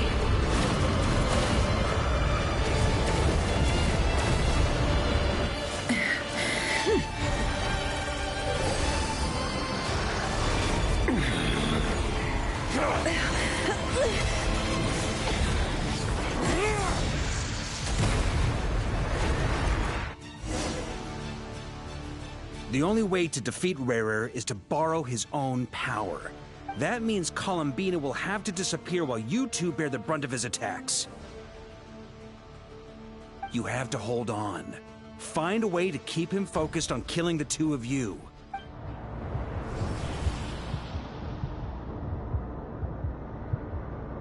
Nefer! Your eyes are bleeding. Soon you will be powerless to resist. And then, I will reduce you to dust. But that dust will plague your memories. Come on, keep holding on. Any other tricks up your sleeve? Let's see them. As entertaining as they are, you've backed yourself into a corner. You don't fool me. I see your fear clear as day. I have to stoke his rage. Make him unleash everything. You fear what you could never defeat. You fear the thought of never being able to save your beloved. You cannot win the fight against fate, Rerir. Is that what you think? Well, now it's your turn to feel afraid! You fear the sound of your own name? Is it us you hate? Or is it what you've become? Let's see what becomes of you!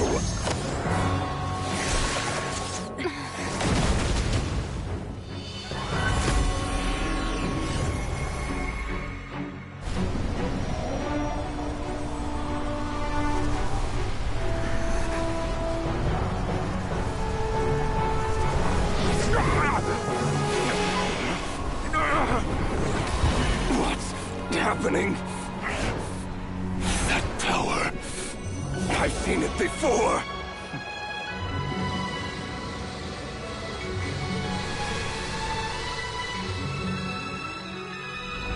His power is on another level.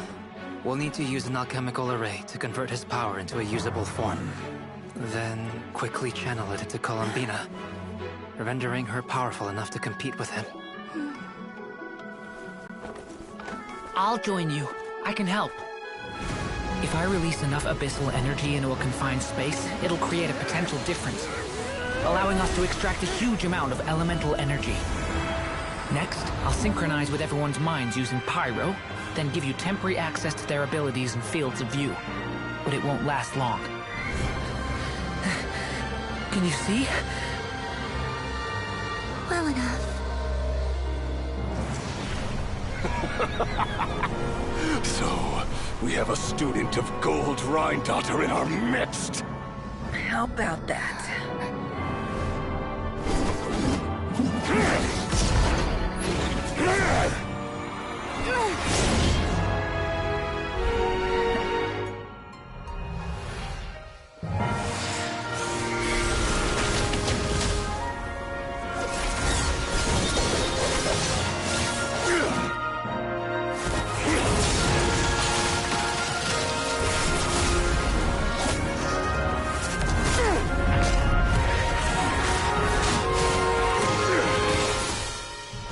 You use my own power against me? Just like how you stole Kuvaki. Look familiar?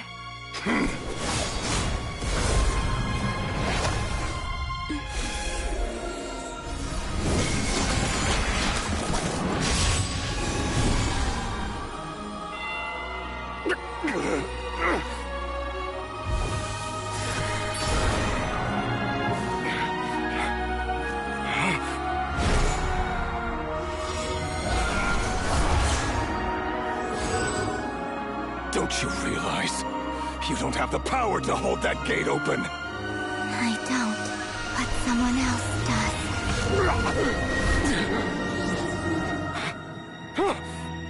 Goodbye, Rerir.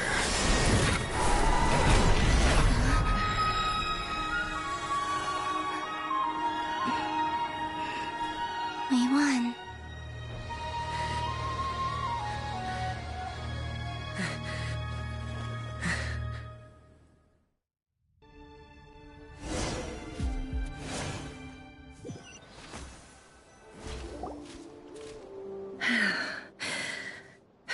Nefer, how are your eyes? They're fine. Apart from the blindness, of course. It's not too late. Let me handle it.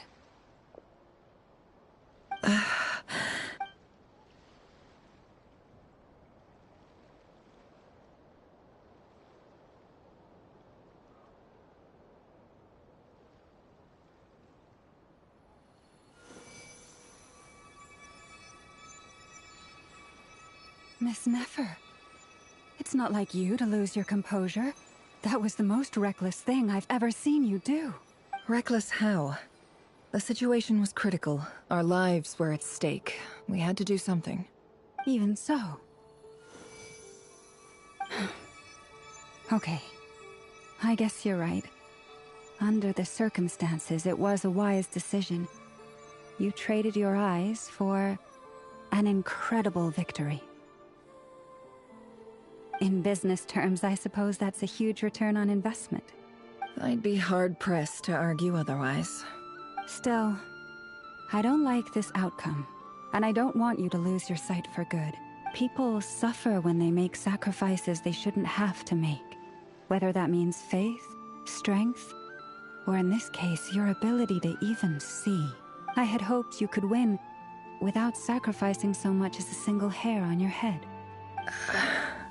Thank you. Really.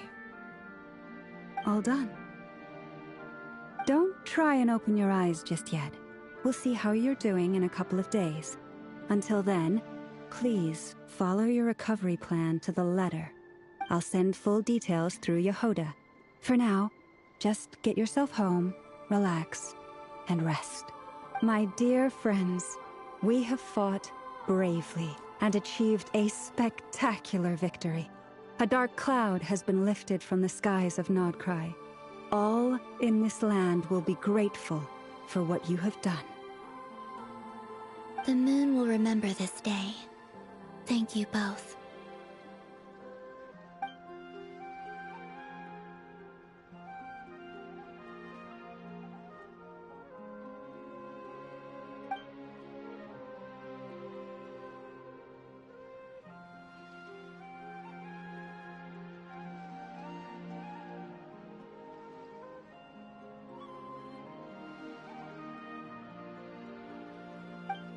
There's something I want to let you know. What is it? When Durin connected everyone's minds so I could access their powers, I also felt everything they felt. And since Nefer's eyes were injured, my eyes are hurting now too. Hold on. Let me try. I only feel the pain. There's no actual damage. I just thought I should tell you. You're right. There's no damage. That's a relief. But I must say, I'm surprised to hear the Kutar share something like this with me. In the past, you never used to open up about yourself. Things are a little different now from how they were. I'm learning to share how I truly feel with my friends. Friends? You have no idea how glad I am to hear that.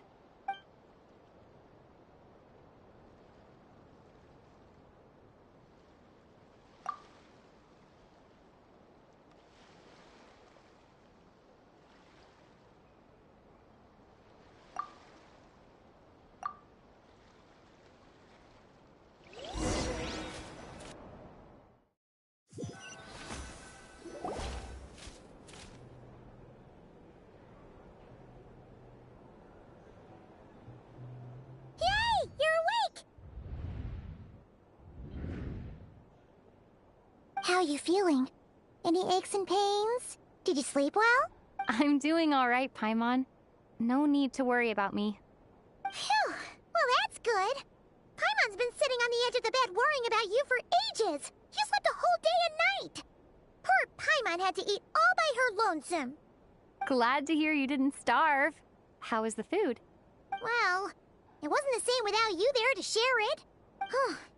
Honestly, Paimon just can't relax when you're not your usual self. She couldn't enjoy the food and settle down to sleep. Well, I'm back to normal now. Oh yeah, and Albedo swung by earlier. He said to tell you to head to the tavern when you woke up. Varker and the others are organizing a victory feast and they want to celebrate with you. He also dropped off some medical supplies, but you seem fit as a fiddle, so guess you won't be needing those. If you're feeling up to it, let's head over now. Wouldn't want to keep them waiting.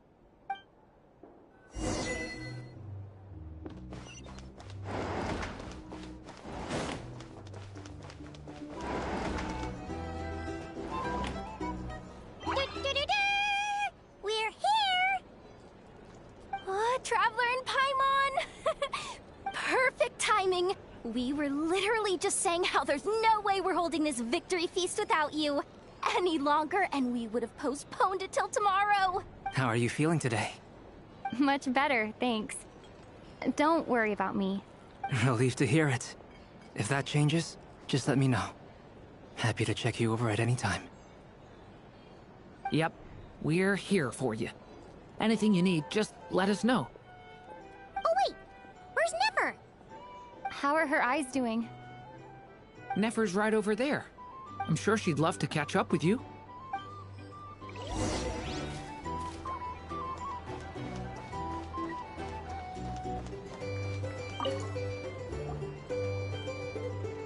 Nefer! Traveler, Paimon, are you recovering well? Turns out that moon chanter has some real talent after all. My eyes were mostly recovered after just a couple days' rest. I can actually open them again now. Yeah, but you gotta be careful. Lauma says not to strain your eyes while they're still healing. Yes, thank you. I'm well aware. Yehoda, could I borrow you for a moment? I could do with an extra pair of hands. Oh, sure. Coming. Did you hear that? I gotta go help Lauma for a second. You guys chat among yourselves. I'll grab us some drinks on the way back. Paimon, you still like 'em sweet? You bet! Make it extra sweet, because Paimon's earned it. Sure thing!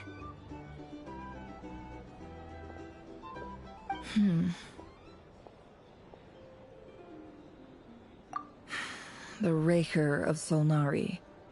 Kind of a snake, don't you think? No, definitely a snake. A poisonous one who spewed his venomous hatred everywhere. Anyone who seeks revenge out of hatred for other people has become a snake. That's something my dad used to say.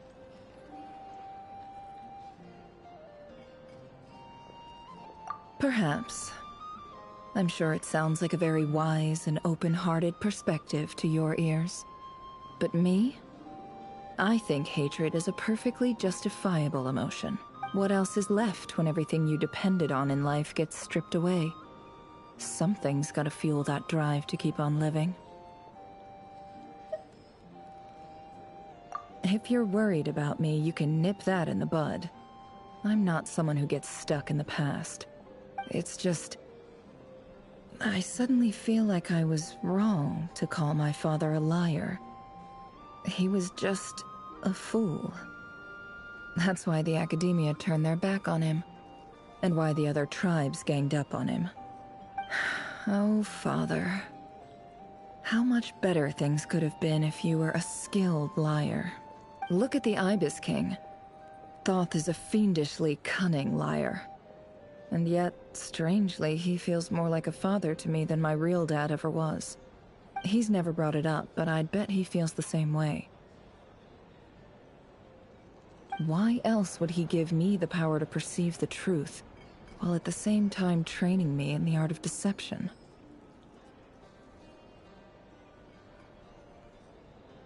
Well, King Deshret banished him to Aru, which is essentially a prison, and posed 3 questions to him.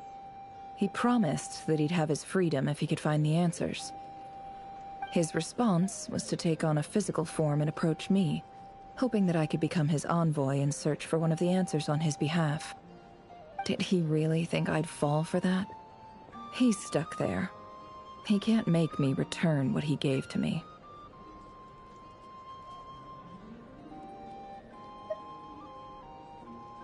So that's enough for you to decide he's nice, is it? He's a prisoner, and he was scared. So he decided to perform some good deeds to win people's approval.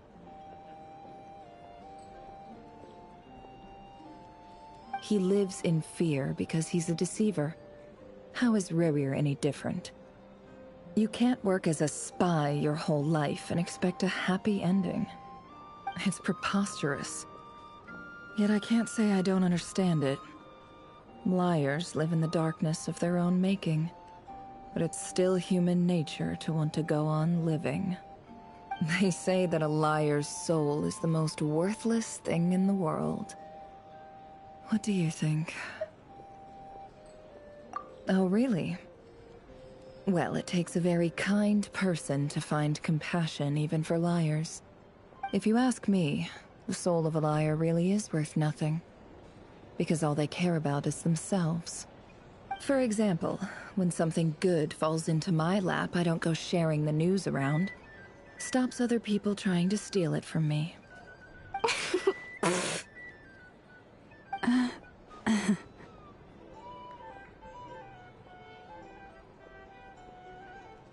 So be it. They have sharp ears. I can't keep anything from them.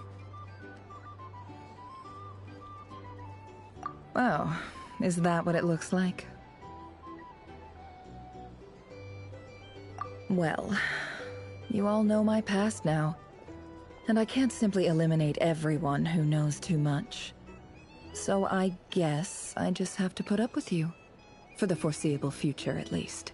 When you find yourself in a situation you can't control, the safest play is to keep calm and start monitoring everyone involved like a hawk. In the intelligence world, you need to have a sense of perspective and play your hand accordingly. If you understand what's at stake, please ensure my secret is safe with you. I trust you'll respect my wishes as a friend. But don't forget, I will also be watching you like a hawk.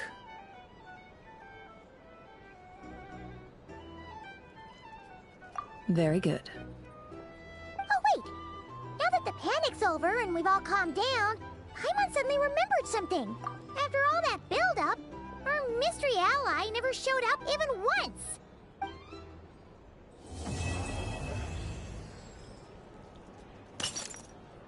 Huh?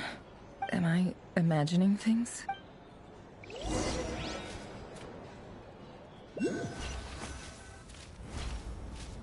So, that close colleague who stayed behind with you? What's he been up to recently? Don't know, don't care. I get more normal human interaction from hanging out with Bosco too than him. Although, now you mention it, he hasn't bothered me in a while.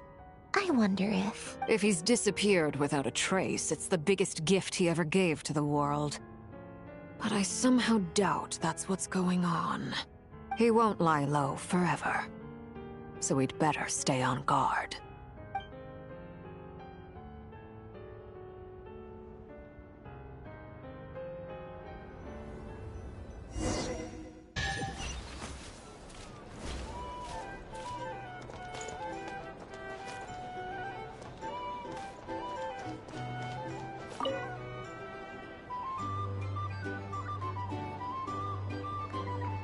Ah, Lord Sangama Bay.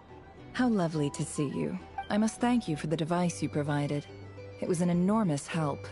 Would I be right in thinking that it was developed by the Academia? Why come and ask me when you clearly know already? I mostly came to thank you. That's more like it. A little gratitude goes a long way with Lord Sangama Bay. Play your cards right, and you might even stand a chance of becoming my long-term supplier. The chance to work with such a kind and charitable investor as yourself would be a... Huh? Charitable? Who said anything about charity? First time hearing about it. Let's see. The first plot of land you purchased in Nodcry, your desert interests, and... Stop! What do you think you're doing? Exposing my investment history! It's nothing to hide from. They're all perfectly legitimate investments. And some of the land you purchased was with the intent of building a sanctuary? Yes, I heard about that too. How did you... You're a curious case, Lord Sangamabe. You don't like people finding out about your good deeds, do you? But I'm afraid no matter how hard you try to keep things under wraps, where there's a will, there's a way. You did it for Sumeru, didn't you? It was empty land that was gonna go to waste otherwise. I figured if I built something there, it might at least get some use in an emergency. Disasters are capricious things. They strike without any warning. I've lost family to a disaster before, and I don't want to lose any friends or business partners if I can help it. My elder sister used to dream of finding a sanctuary. Somewhere with plenty of food, water, and medicine. Where everyone could live happy lives. It was something I looked into. But after discussing things with the Dendro Archon, I decided on a more effective strategy. The tech people handled the tech, and Moneybags provided the Mora. It just made the most sense. It's a pity that so few people know the truth about you. Everyone says that you view everything in terms of Mora, and all you care about is growing your own wealth. So, what's the problem with that? Everyone wants to be rich. It's human nature. So yes, I love Mora, and it's nothing to be ashamed of. But surely you have dreams of your own, beyond just making Mora. You don't get it, do you? My dream is to invest in other people's dreams. And, you know, make a nice little slice for myself along the way. Just thinking about it makes me happy. That sweet, sweet sound of Mora. Thank you. For the device? And the pendant. Oh, that. I was just returning a favor. Don't worry about it. Seems like we've both been away from home for a very long time. Yeah. So long that I barely remember what my family even looked like. That would be your mother, father, and... Yeah, though it's been years since my sister passed away. It's not like I want to forget them, obviously, but memory can be even more ruthless than the most calculating business person. Beyond a certain point, if something isn't helping you, it just gets rid of it. My sister can't help me now. Slowly but surely, her face is fading from my mind's eye. It's become a vague impression. Not everything will fade. When loved ones pass away, the beautiful memories are the ones that last the longest. Yeah, that's true. If you ask me, that's the one silver lining in all of it. Well, that, plus, I'm sure that life is much better now than it was back then. Oh, absolutely. I have tons of Mora, a big beautiful house, business is booming, and I'm as happy as can be. You've got a lot going for you too. Boss of the Curatorium of Secrets? I'm sure there's plenty of Mora to be made in that line of work. I appreciate the vote of confidence.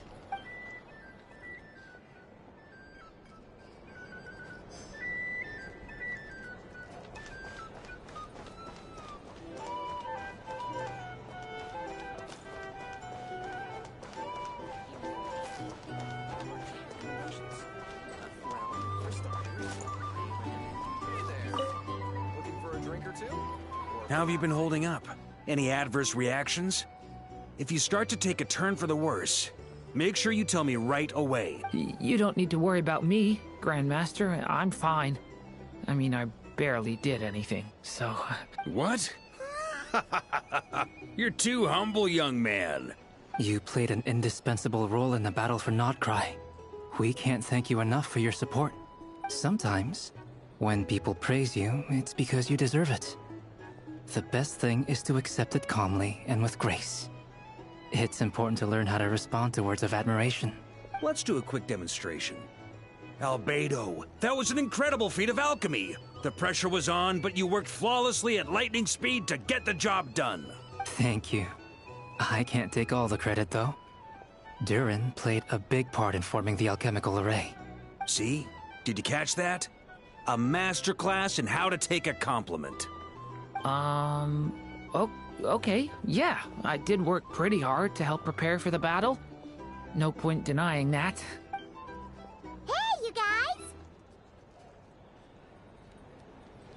Hey, look who's bounced back. Looking good, Traveler.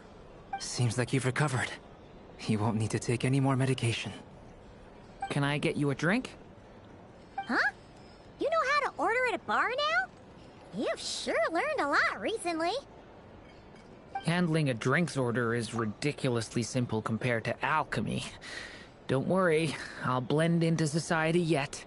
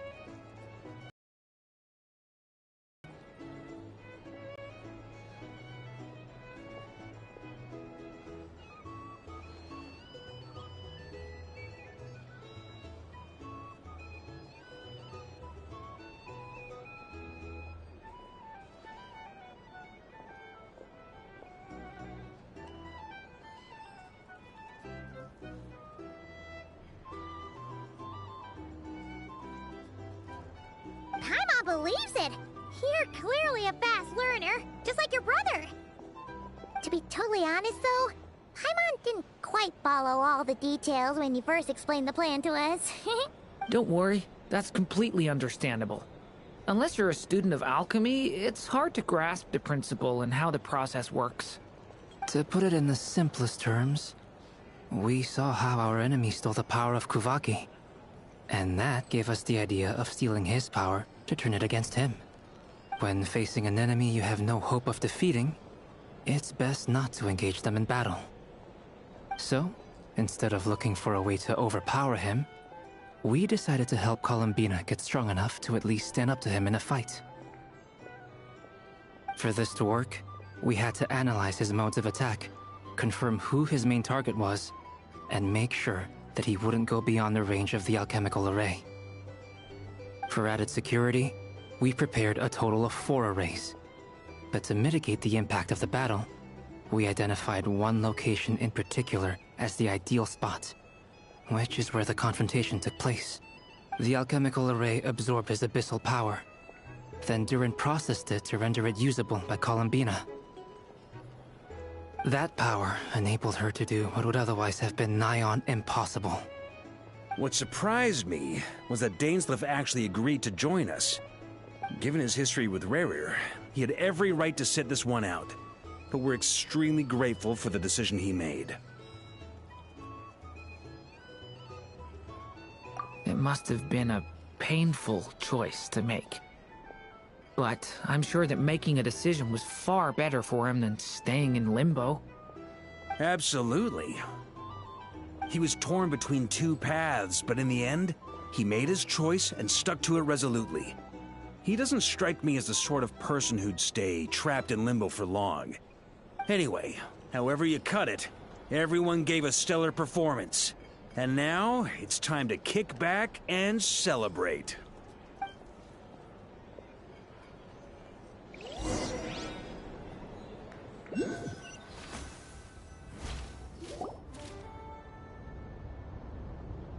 That's the only reason you're here? Yes. I've thought a lot about it. And I've realized that you, me, and Arlecchino should be friends. I think this is very important. So I felt I had to come and tell you. Well, this is a new one. I'm so moved. I can't even hold my teacup. If that's all, you can leave now. Do you not want to be friends with me?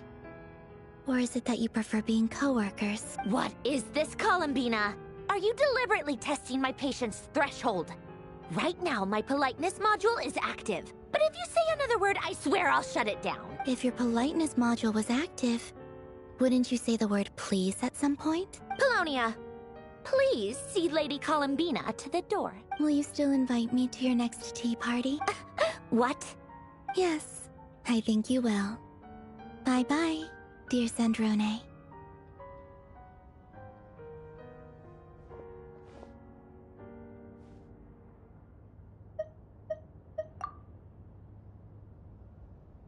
Last time, the Wild Hunt escorted you out. Would you rather I handled it myself this time? We just wanted to, see how you were doing now that it's all over. Why? Out of concern for my safety? I hope you didn't seriously think that the Rayhir of Solnari would be able to lay so much as a finger upon me, given how prepared I was. Mostly because you kind of helped us out, so we just wanted to check you were okay. Looks like all your robots are fixed, huh?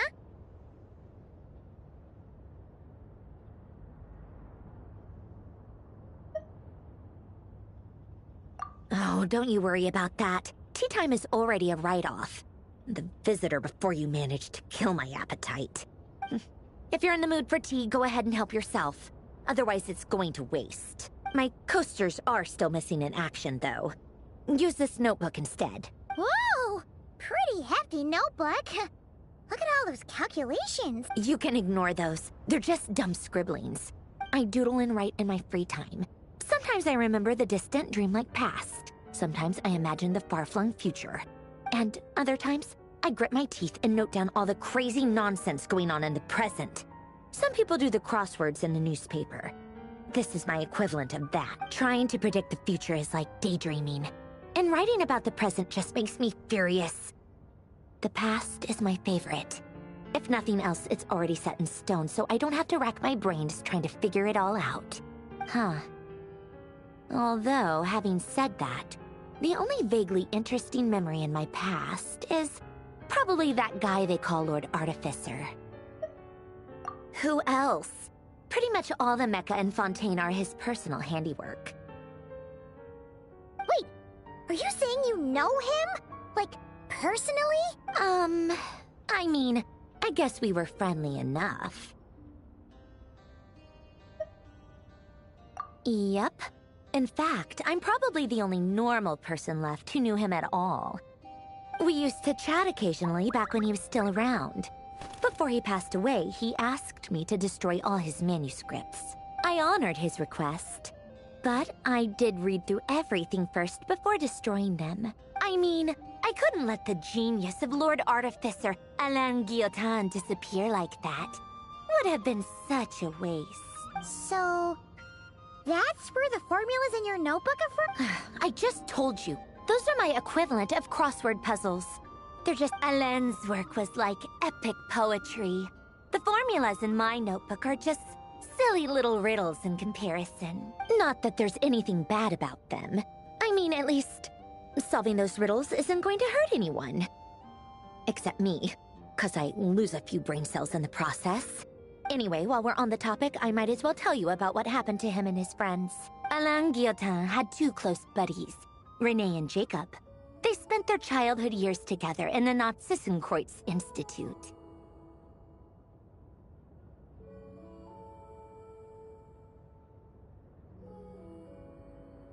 They were all quite competitive, so there was some rivalry between them, but it was a friendly rivalry. But beneath the friendship and the rivalry ran something deeper, a sense of nostalgia for the past. Unfortunately, childhood would end, the prophecy would come true, the apocalypse would arrive, and the future would never be. A mad dream that would normally only capture the minds of lunatics began to take root in their hearts. A dream of saving the world. And if Renee and Alain had been people of lesser wits, that dream would probably have ended up as something for them to joke about in their older years. But alas, they were some of the sharpest minds around. They nurtured that dream with the full power of their intellect, and it grew into something that ate away at their souls. The first of them to fall under its spell was Renee. Against Alain's wishes, he persisted in experimenting on a mutual friend of theirs to try and save their life. Alain did not approve and parted ways with Renee. It's complicated. Alain wanted to believe that Renee only did what he did for the sake of their friendship. But when he told me about what happened, I could tell he still had some suspicions about Renee's motives. Perhaps the seed that would grow into a nightmare had already sprouted in Renee's mind. Even then, the next time they met, Renee's soul had been completely engulfed by the dream of salvation. His futile attempt to change the tide of fate only resulted in a wave that swallowed up the world. And although that wave died down eventually, I hear that it just recently came back with a vengeance. As I understand, Renee wanted to live out his dream of salvation once more. But I'm told that the attempted resurgence finally died out for good. At long last, Renee awoke from his deluded dream. Though of course by then it was far too late. What do you think of Renee? Do you admire his transcendent genius? His view that any price was worth paying to achieve the lofty goal of saving the world? Or do you despise him? Dismiss him as an evil madman who wrought havoc on the lives of everyone around him as he pursued his delusional dream? Same difference, really. Just a matter of perspective.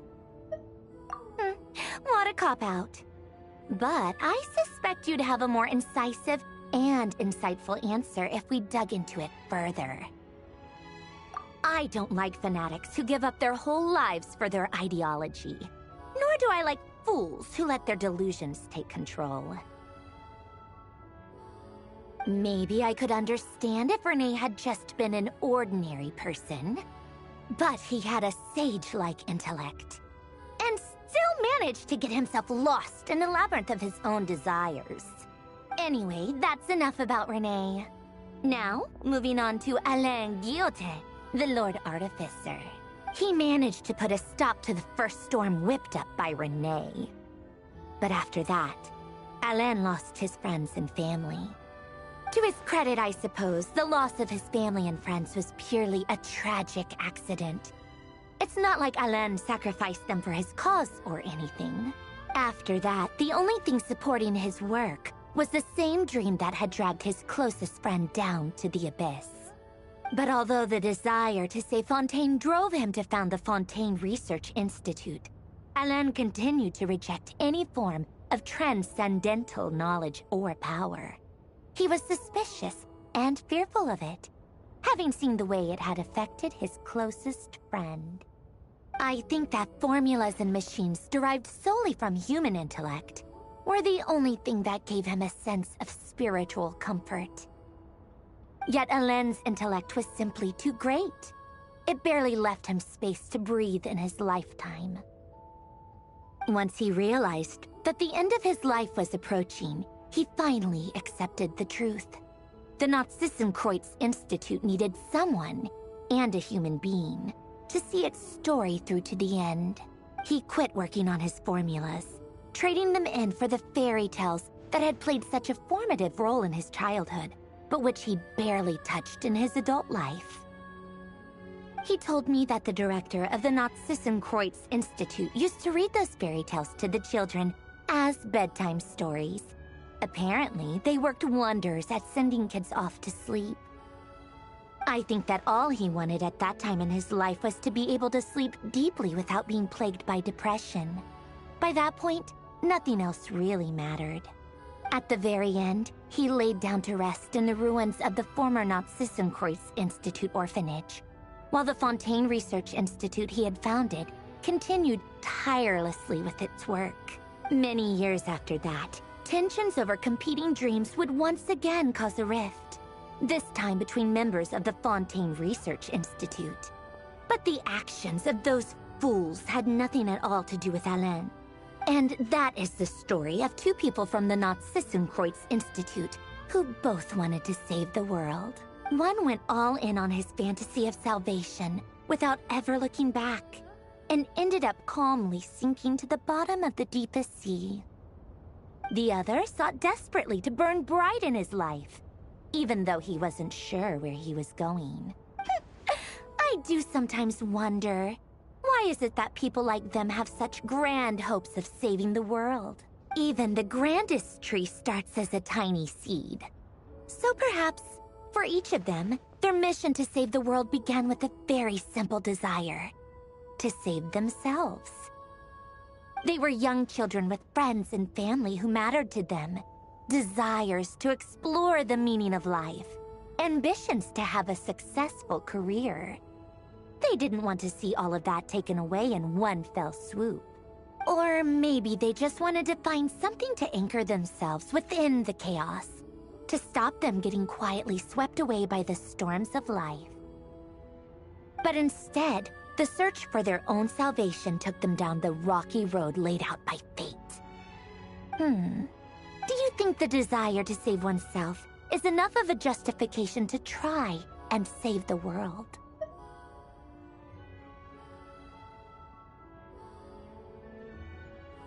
Sensible answer. Glad to know you've got your head screwed on straight. Alain would disagree, though. I asked him the same question back when he was in his prime, putting all of his energy into his work. Yes, it's enough. No elaboration, just a quick, short answer before getting right back to his work. He was always that way. All right, tea time's over. I owe Arlecchino a favor for telling me these stories. I'll have to bring a whole sack of gifts the next time I visit the House of the Hearth. I'm gonna go tinker with Polonia now. You guys can do whatever you want, as long as it doesn't involve interrupting me. Polonia, exit hibernation mode. Begin diagnostics.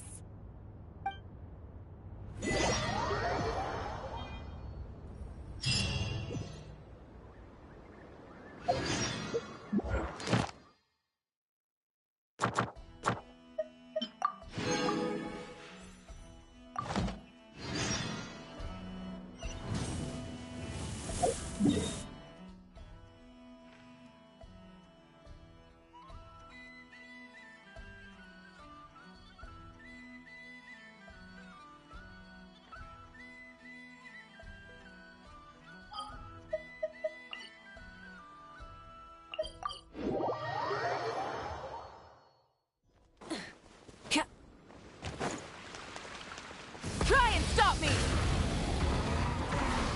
Ad Astra. Thank you for complete. Ad Astra.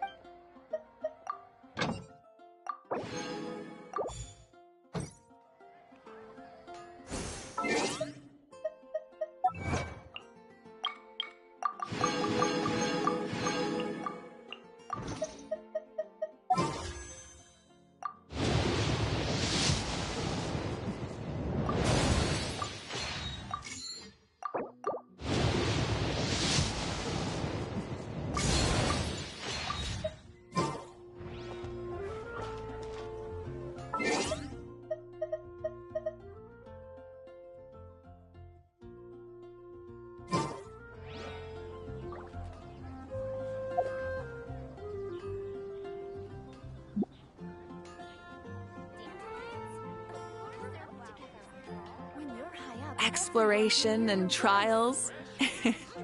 Adventuring is right up my alley.